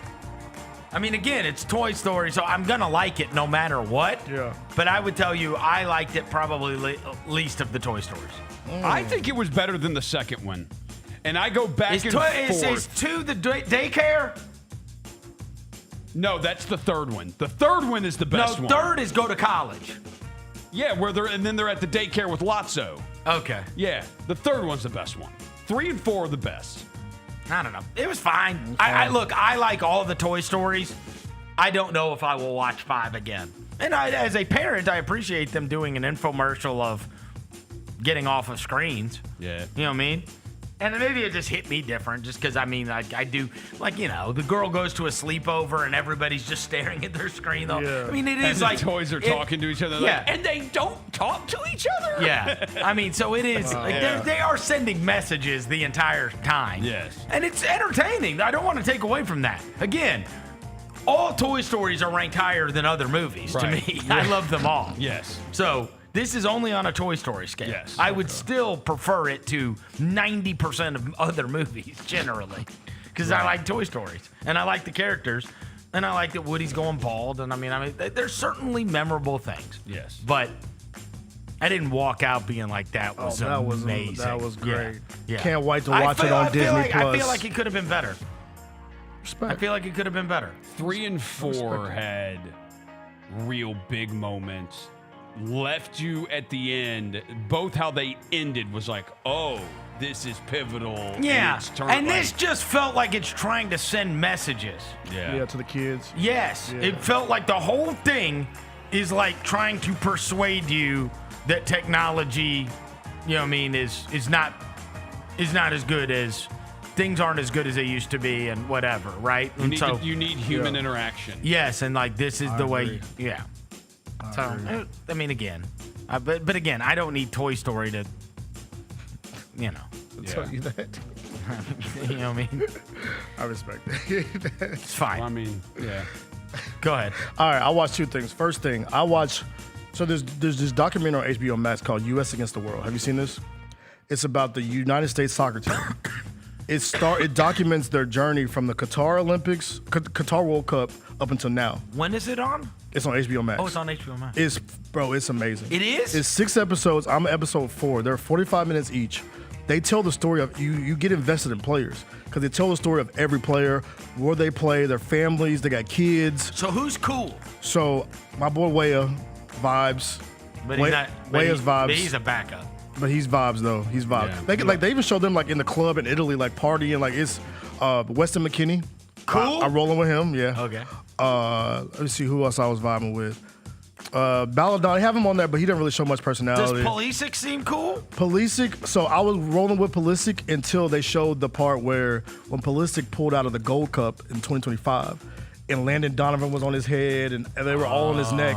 And he was like, I threw my phone through the wall because he's like, I deleted every social media app because the legends were on my head. He was like, and they showed the hole in the wall. Wow. And he was like, I threw the phone through the wall because I saw Landon Donovan criticizing me. I saw legends of U.S. soccer telling me, Lexi Lawless. Yeah, they were like, yo, you're a fraud. You're soft for not playing. And he was like, I threw my phone through the wall. Wow. Like he said, I deleted everything. And so then you didn't like him when he said that? It was just like, bro, like it just made me like, yo, why didn't you play for? Well, he's admitting it at least. Yeah, he's admitting it. He's admitting this. Do you know what I mean? How mad he got about it. Yeah. But it's not a fluffer. Like, is what's his name in there? Who? Balogun. Balogun's in there. Yeah, he's Is he chill. cool? He's chill. Super chill. Tyler Adams. Tyler Adams is in there. So they're all in there. They're all. Okay. Every player is every. It's not just like they picked a couple of them. Every player that's on the team is in there. Chris Richards, all of them. And you feel like they got good access? They good access. They tell the stories of the training camp. So they even, like I said, it starts in 2022 in Qatar. So it goes all the way up until. How long are these episodes? 45 minutes. Is the coach as cool as he seems? Davis, oh yeah, he is. Oh yeah, he seems cool. He's one of those where like no nonsense. Yeah. Like, why don't y'all play with passion? You playing like B words. Oh wow. Like you like him. I come from Europe where this means more. It should mean more to you too. You're playing for the USA. I'm like, at one point after they lost him, I think before the Gold Cup, the Concacaf, whatever it's called. He's talking to him in the locker room, and at one point he's like, yo, get the cameras out of here. Get the microphones out of here. Wow. And he goes off on it, and they show the players walking out, and they're like walking with their heads down. Wow. So no, it's on HBO. HBO Max. So I need to watch this. It's only 45 minutes. No, it's 6 episodes. Yeah, they're 45 minutes each. Okay. But they even show when Berhalter got fired. Like they tell the whole story of that. Like they sit him down. Like I haven't even heard anybody say anything about this. Yeah. U.S. against the world. They sit you him. Just stumble across it. So someone downstairs, Steven told me about it downstairs. He was like, recommended. He was like, bro, you will love it because it tells the stories of the players. It gets you invested in who's playing. Yeah. And I was like, you know what? I'm chilling on Sunday. I'm a You crank burned it up. And I'm like, oh, this is because it's great. It connects you with the players. I'm gonna bro. watch it. And it's like, like I said, it sits Greg Berhalter down when he gets fired. It's like, so what was it like when you got that phone call? Wow.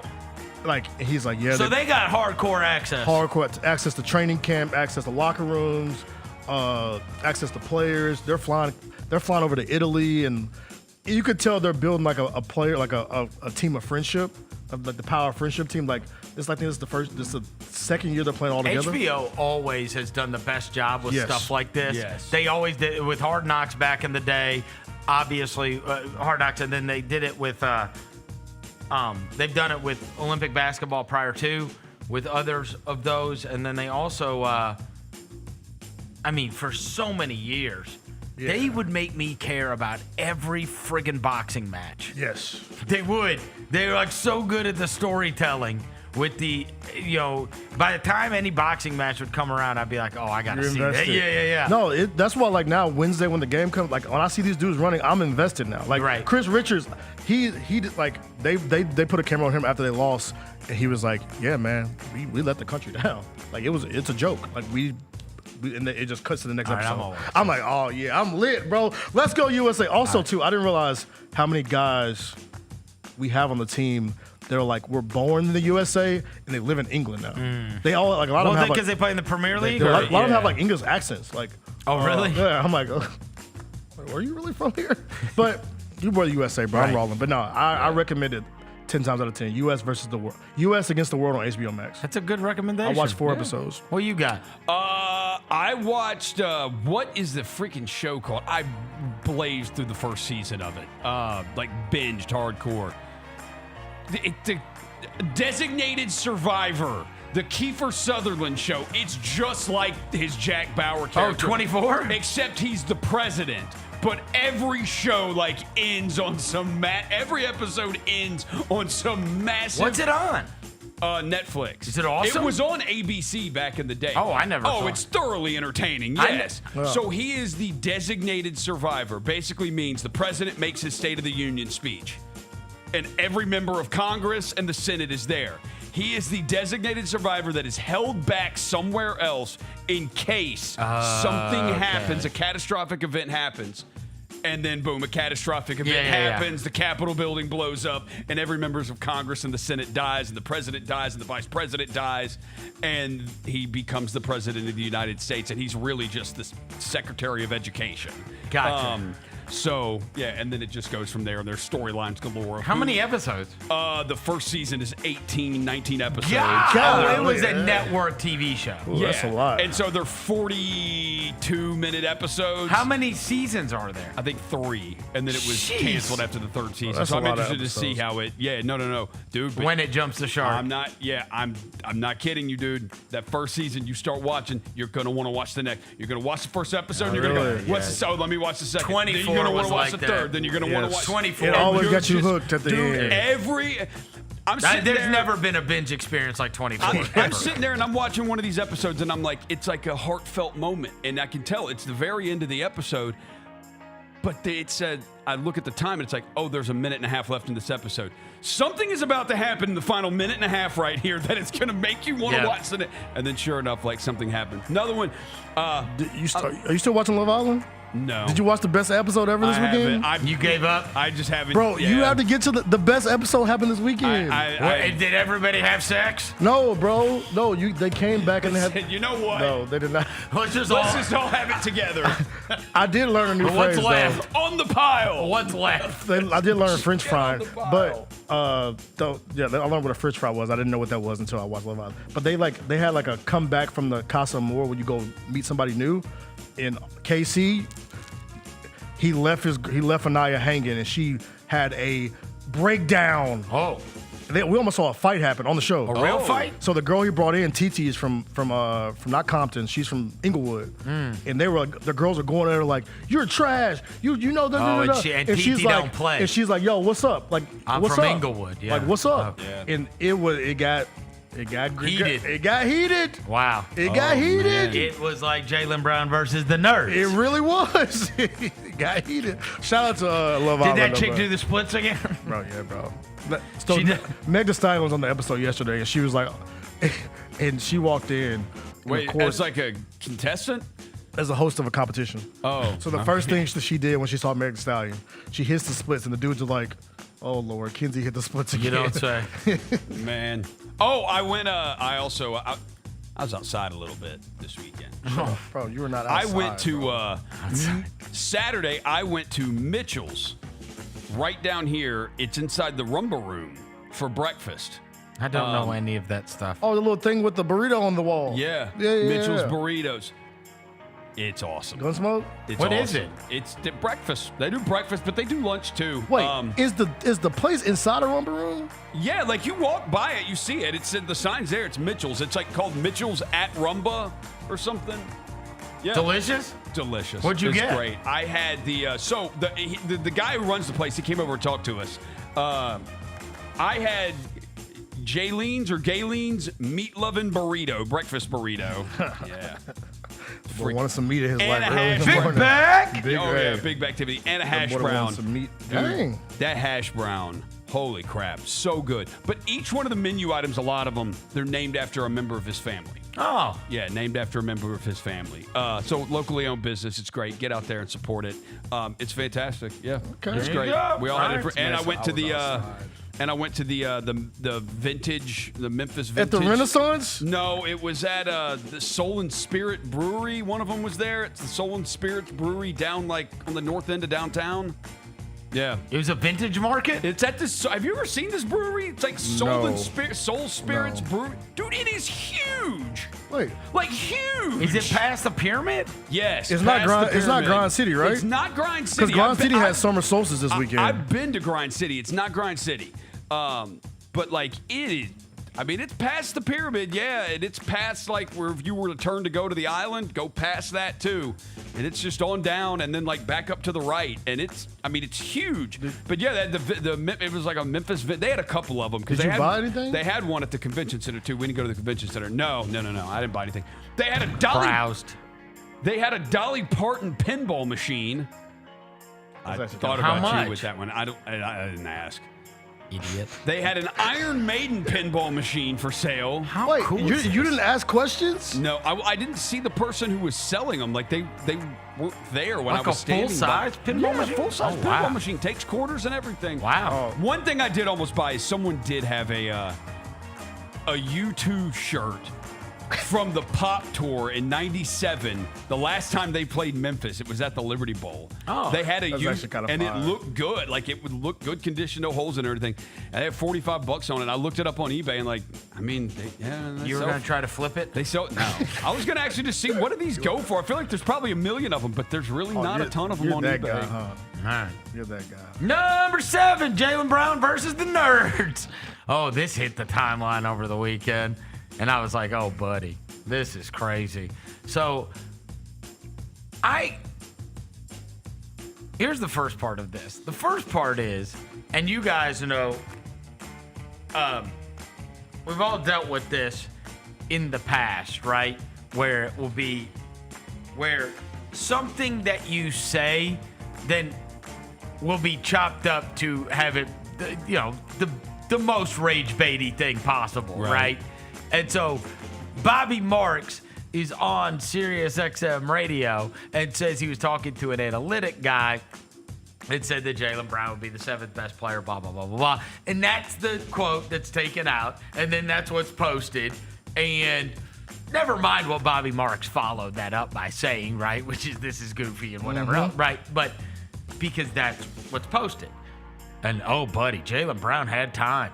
I guess he's in France and he's like, no, I got time today for this. And so he's firing off about analytics are ruining basketball. And then it just becomes this like firestorm. And I'm like, this is old school jocks versus the nerds. This is great. Yes, I love it. And I was just on the sideline watching it all play out. Now, of course, that is ridiculous, right? Where it's it is also very rich for Jaylen Brown to be the analytics are ruining basketball when he happens to be on the team that takes 63s a game. You know what I mean? Like, huh? Threes are greater than twos. Huh? Huh? You're on the team. You're on the team. You're literally on the team. You're on the analytics team. You're the one that shoots 63s a game. Yeah. You pull up in transition. You don't take the 2. You pull up for 3. So it is kind of funny that he's like, of all the teams that he plays on, the one that takes 65 threes a game is the one that analytics is ruining the game. But like, look, Jaylen Brown is obviously, this was terrible timing to jump on Jaylen Brown about anything, especially when you know he's feeling some kind of way. Oh, he's already running after yes. And now and buddy, I got to tell you something that happened this weekend. So look, I love it all. As we have talked about 1,000 times, and this is why. So the internet, the reason I just sit out of it and laugh at it all is because, of course, with anything, there is nuance, right? There is a gray area when it comes to they are having the guy that can tell you who's good and who's not is by watching with his eyeballs. It's intensely useful. Having the guy that says, hey, that guy's not as good as you think he is because here's what he brings to the table numbers-wise is also extremely useful, but there is no right? Like if you just had one or the other, you would be doing yourself a massive disservice. But this idea that this is all, especially when we just watched this finals that was really a throwback, right? Threes were at a premium. Yeah. You know what I'm saying? Like, I think that the analytics ruining basketball was an argument for 4 years ago. Honestly, I think it's actually gone back the other way now. When I just watched the finals, you didn't watch, when it was annoying was when every team, including us, was just lay it up or tray it up. Right. That's all anybody was doing. It was just like, oh my God, there's no variation in this. Yeah. You're trying to find the same kind of players. You're trying to do the same kind of thing. You're trying to get a paint touch and kick it out and get a corner 3. And it's like, but then everybody adjusted to that takes that away, and all of a sudden you started like last year. That was a low number of threes that were taken and made. Yeah. Right? And you were seeing you think about the biggest plays that were made throughout that finals run. None of them were threes. Nah, mid-range. You know what I mean? Yeah. Right? Yeah. It's like Jalen Brunson with the fadeaway. It's guys getting into the pocket. So, I think that but I understand a great basketball player having something taken away from him or trying to discredit him because you are quoting some anonymous nerdo that says, everyone thinks that's stupid, right? That's what I would say about this. Nobody agrees with that statement. So, but you are fighting against a statement that literally nobody agrees with. We could have the argument whether or not he is overvalued, right? Is he the best player, you know what I mean? In terms of for the amount of money he gets paid and the efficiency in which he shoots with and the amount of turnovers he has, those are all reasonable arguments to have, right? Can he be the guy? He was the guy, though, on a 56-win team that got a 2 second seed last year, right? A second seed. Right? You said nobody's won more combined regular season games and playoff games since entered the league. He's a great player. 10 years Everybody ago. he's one of the that. 15 best players in the league. Right. 10 to But 15 best guys. Quoting an anonymous analytics guy that feels that way, what I would tell you is 99% of all analytics guys don't feel that way. Come on. Right. And it's just a weird thing to put out there. Right. And all of these franchises have a ton of analytics guys. So it's picking one of them out of a pool of hundreds in the league. I saw earlier Ethan Strauss, who obviously used to cover the Warriors. He did this. He said, I'll give you one. He goes, this is what I think about sometimes when I think about the analytics guys. He goes, I did a story on David West back in the day with the Warriors, and I called John Hollinger, and I said, John Hollinger, what makes David West so good, so valuable? And John Hollinger's answer was, he's tough as shit. So it's not most people are not in the same, but it does get framed as the jocks versus the nerds, and here's people that don't really know basketball, they just know numbers. They know spreadsheets. Yes. Excel documents. And David West went firing off this week. Yeah, he did. I loved it. It was old school. Okay, here's the best part that came out of all of it. The best part that came out of all of it was how long has Jaylen Brown been around? Over a decade, right? 10 years in the league. Do you guys know anything about his dad? About Jaylen Brown's pops? Yes. I remember a story a couple years ago, but I don't remember it. Okay. Jaylen Brown's dad was on a podcast. Oh, I think I saw this come up. And he started calling out Stephen A. Smith and Kendrick Perkins and kept calling him boy and whatever. And I saw another podcast. I think it was that one that it came across my timeline this morning. And it was the one that TJ Hushmanzai or whoever's on. Oh, yeah. And they were saying, this guy, I think his name's John. I think his name's John Brown. Anyway, they're saying, man, I don't know about that. You can't. Marcellus Brown. You can't be calling people boy, blah, blah, blah, blah, blah. And, you're going to have to see me perk and all this kind of stuff. And then they go and look him up. He is that's what they said. A 7-foot-tall former boxer that has had 25 knockouts. And they're like, oh, he can say literally anything he wants. And I was like, I've never heard of this in my life. Yeah, he's 7 foot tall. He fought from 1989 to 2008. What? Yeah, he's 7 foot tall. How has no one ever heard that? Yeah. Right. Former WBU world champion. When he was... Bro, what the... I know! How has no one ever heard that?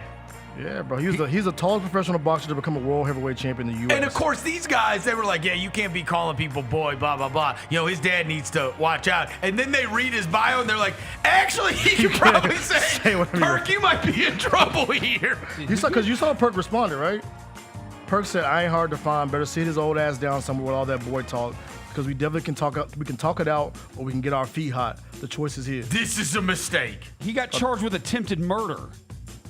What? This is a story from the New York Post in August of 2025. Oh my God. The father of star Celtics guard Jaylen Brown has been arrested for attempted murder. Quentin M. Brown, a former boxer who goes by his middle name Marcellus, was booked into Clark County Detention Center on Thursday. Suspicion of attempted murder in connection with a Las Vegas stabbing. The alleged incident at All-American Park unfolded in a parking space dispute over a door ding, with early reports indicating the suspect stabbed the victim in the stomach. Oh, my God. Yeah, not the one to play with. Bro, he's on this podcast, and he's talking real spicy about Stephen A. Smith and whatever. I was like, I've never even heard of Jaylen Brown's dad. And then they said he's a 7-foot former boxer with 25 knockouts. And I was like, okay, that's not the guy to trifle with. Yeah, he was trained by Floyd Mayweather Sr., Roger Mayweather. Yeah, he's not the one to make. Isn't this crazy? Have you guys ever heard that? Nah, that's my first time hearing about his dad being a boxer. Okay, him and Jaylen don't have a relationship. That makes sense. Jaylen says. That's probably why. Okay. Maybe that's why, it's never been a thing. Yeah. Because even after you won the title, you would think it would come up after that. Well, he's defending his son. His Stabbed nickname? somebody over a parking spot. Kendrick Perkins. Yeah, Kendrick Perkins. Kendrick Perkins, sit this one out, cuz. Yeah, this is. Sit this one out, this bro. This isn't the one. That's not the one. Not the one. Not the one. His nickname is More Than a Conqueror. Let me just say, on the Jocks versus Nerds, I'm on the Jock side. Yeah, no. If this guy's on the Jock side, I'm on the Jock side. I don't want no problems. Yeah, bro. He out here 7 foot. He might stab you. Yeah, bro. I've never heard that though. That his dad was a WBO champion? WBO. How has that never been I've never even heard that. It's probably, like I said, it's probably because maybe Jaylen doesn't want to talk about his dad. Because even when you do see stories on Jaylen Brown, he talks about his mom all the time. Because he's a super smart dude. Super smart dude. Yeah. Like you don't get into Cal Berkeley being, Yeah. What the dad is saying, I raised all my kids respectful. You around any of my kids, they are respectful kids and blah, blah, blah, blah, blah. Yeah. So I figured he was part of his life. Yeah. Like he's kind of taking credit for Jaylen Brown being that way. Hey, but I don't know. Jaylen, can you put this photo up? You gotta see this photo, bro. What? This photo of him. Jaylen, can you find this photo I just found? The dude's arms are like this big. Yeah, Kendrick Perkins has made a grave error. He needed to research that before saying, "Old man, I ain't hard to find." Yeah, this is probably not the guy you want to find you. From what Roser had told me, Stay hidden, bro. The boxer will stab you. Yeah, this is not the guy you want to find you. It's not the kind of guy to say, "Hey, come find me," because like a guy like this will, like he actually will come find you. In fact, he'd love to find you. It looks like he's bald too. I think also a general rule, like there's a level of toughness to somebody who is bald. Wait, what? Like by Where choice. did you get this day? Where did you get this? I think there's a level of toughness from bald For bald? people. Because you bald? Because you ain't got no hair? No, I think if it's a choice to not have hair. Oh, like it's a okay. choice. Not like you're losing Jaylen, can you it. speak like on if this it's a downstairs? choice. You ain't got no hair. He said he agrees with Roser. Yeah. He's bald. I think Jaylen. Yeah. Yeah, Jaylen could kick our ass. I firmly believe that. I'm never admitted another grown man will beat my ass, bro. But continue. Number 8, Malik Beasley, and then this is the saddest. Friend of the show, Ed Davis. Yeah. Indicted in a gambling case. Eddie D, say it ain't so. Are you surprised, Verno? No. I mean, I love Ed Davis. I am surprised at how stupid he was. I really am. I mean, it's so beyond comprehension. Did you read it? No, I didn't read Bro, it. there is if you go through it, there are texts between them. Oh, I see it Ed now. said, I see it now. "You got Snapchat?" "Not really. Why?" says Beasley. "Talk to you about some shit on there." "You can't do it here? Better to talk there." Davis, "We can make some good money." I'm like, oh, my God. Oh, God. Oh, God. Like, you telling us to go to Snapchat? Like, bro, they've got your phone. Like, all right. You see the text about when he got the one rebound? What is it? Oh my God, he got 1 rebound with 1.1 second left. Fam, no way. He pushed Connaughton out the way. Somebody said, show me, dog. He said, damn, I closed my laptop. I'll try to find it. Ed wants to see it. Oh, God. Come on, Ed. According to the indictment, Beasley lost millions of dollars gambling during his 9-year NBA career. He agreed to manipulate his stats ahead of at least 4 games while he was with the Milwaukee Bucks so that the co-conspirators could wager on the stats. The indictment includes examples of wagers totaling more than $75,000 with the net winnings of at least $121,000. Beasley received bribes from co-conspirators, often used to reduce or pay off the debts he owed Davis. The two were teammates with the Minnesota Timberwolves during the 2021 season. Davis was known in the scheme as Beasley's gatekeeper. Only way you can beat Vegas is sports betting, Davis texted Beasley, according to the indictment. We can make some good money. Oh, God. Jaylen, can you play the play? I don't know how you're getting out of this one. Have you seen the clip of him chasing the rebound down? Smoke. You see like it was Game 7 of the finals. Jaylen, can you play the video? Oh, my God. Yeah. So the people at home can see it. This is the layup when you try to cover the spread. This is the dunk to beat the spread. I'm just telling you. I'm telling you. Play the one I sent you before that, Jaylen. Here's what I'm telling you. By the time this stuff comes out, they've got this thing so They sealed. don't charge you unless they've And they've already got this got thing it. so sealed up. They've got all your texts. They've got everything. Look, he fought to go get that rebound. No. With one, so. Look, the only way, and there is no, like, this is so now screwed up. Because let's just say, like, look, we went through it, obviously, with guys we knew with the healthcare thing. And at that one, you could say, hey, man, I didn't know what I was getting into. I am sorry. Here's the money. Here it is. Like, this is not what I thought it was. I'm sorry, right? This one, there's no way, like, you're dead to rights. So all you can say is I'm sorry. But there is no just like repay somebody. You know what I mean? These sports books are not going to be like, hey, repay. No. And the NBA is not. No, it's like, I worry. Oh, Like, we are in trouble, boy. No, they're in a world of crap. Pro Sports made this bed. Now we got to lay in it, bro. They are in a world of crap. And I love Ed Davis.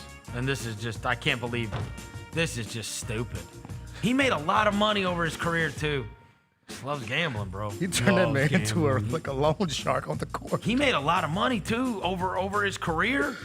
I'll bet you Ed Davis made over $20 million. I'm gonna bet you that. Yeah, for sure. And last time I saw him, he had settled down, wife and kids, whole thing, and I'm like, Jesus, man. 46.4. My Come God, on, bro. But I mean, I will say to your point, bro. Every It's just time we action, go boss. to Vegas, who do we see? Action, boss. Who do we see? Eddie D's one of my favorites. I love Ed Yeah. Davis. This is terrible. This is terrible. Terrible. Yeah. I hate that he is caught up in this. And it's so weird for me to know the guy that's caught up in this. But I mean, I've had it happen with crap before. I still like the guy, but this is awful and stupid. And he's going to for sure go to prison. And people wonder why Malik Beasley didn't get picked up by a team last year.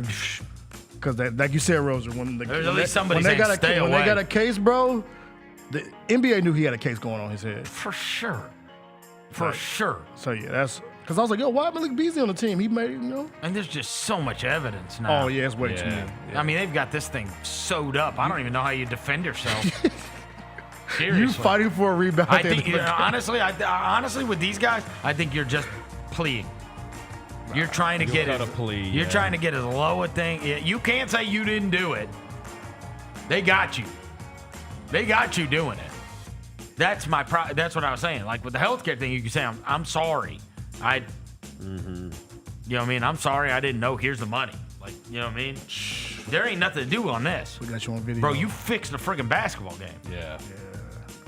Hey, in between him and the Brandon Sorsby thing, them canceling the draft. Oh yeah, supplemental. Them Canadian League teams saying like, don't touch him. Yep. Like they gotta figure this out, bro, because this gambling stuff's getting out of control. Well, Malik Beasley is in extenuating circumstances. It's always going to be an issue if you got somebody millions of dollars in debt. Millions of dollars, they say, in debt. People that need a way out. Yeah. How can I get a way out? I mean, Look, man, he ain't gonna be the only one. Right. That's Malik Beasley's not gonna be the only one. Only story we're gonna talk about in the next 5 years. Number 9, Scotty Scheffler and Victor Hovland ended up having to play one playoff hole this morning at the Travelers Championship. And Victor Hovland made quick work. Scotty Scheffler missed a short putt and ended up winning. So Victor Hovland, it's the weirdest thing. This guy does nothing, and then all of a sudden that leaderboard yesterday was like Scheffler, Morikawa, Batia, Fitzpatrick, Wyndham Clark. It was loaded with this Travelers Championship. It was a birdie fest, but it's loaded. And there's Victor Hovland. Like, bro, why aren't you awesome all the time? Like, remember he got on that heater and then won the whole, like, $100 million or whatever it was in the FedEx Cup? Yeah. He's been a FedEx Cup champion. Like, his apex is so high. And Scotty Scheffler tied it up yesterday with, like, just clutch putt after clutch putt, and then they had to play again this morning, and Hovland ended up winning the thing. Number 10 tonight. You know, outside of the World Cup, which, by the way, Brazil and Japan are in extra time, and Brazil tied it. Oh, okay. Yep. We got a battle. Outside of that, I may try to watch that HBO thing you recommended. Yeah, no, I think you'll enjoy it. I may try to tap into that if I can. I'm gonna try to if I get a finish it chance. tonight. All right. Other than that, World Cup's tonight. World Cup. We got Germany, Paraguay this afternoon, and then tonight, the Netherlands and Morocco. That's a good one. It is a good one. All right. I mean, these knockout ones are fun because it's a one and done now. Yeah, because I'm gonna go turn this Japan home. game. You might not get a flight home if you lose these. Fly commercial. Hey, I want some to come down to PKs, bro. That's my favorite thing, man. Yeah. All right. PK, Thanks to Devin Walker. Thanks to John Rose across the glass. Thanks to Jaylen back in the studio. We will be back tomorrow. Until then, we gone.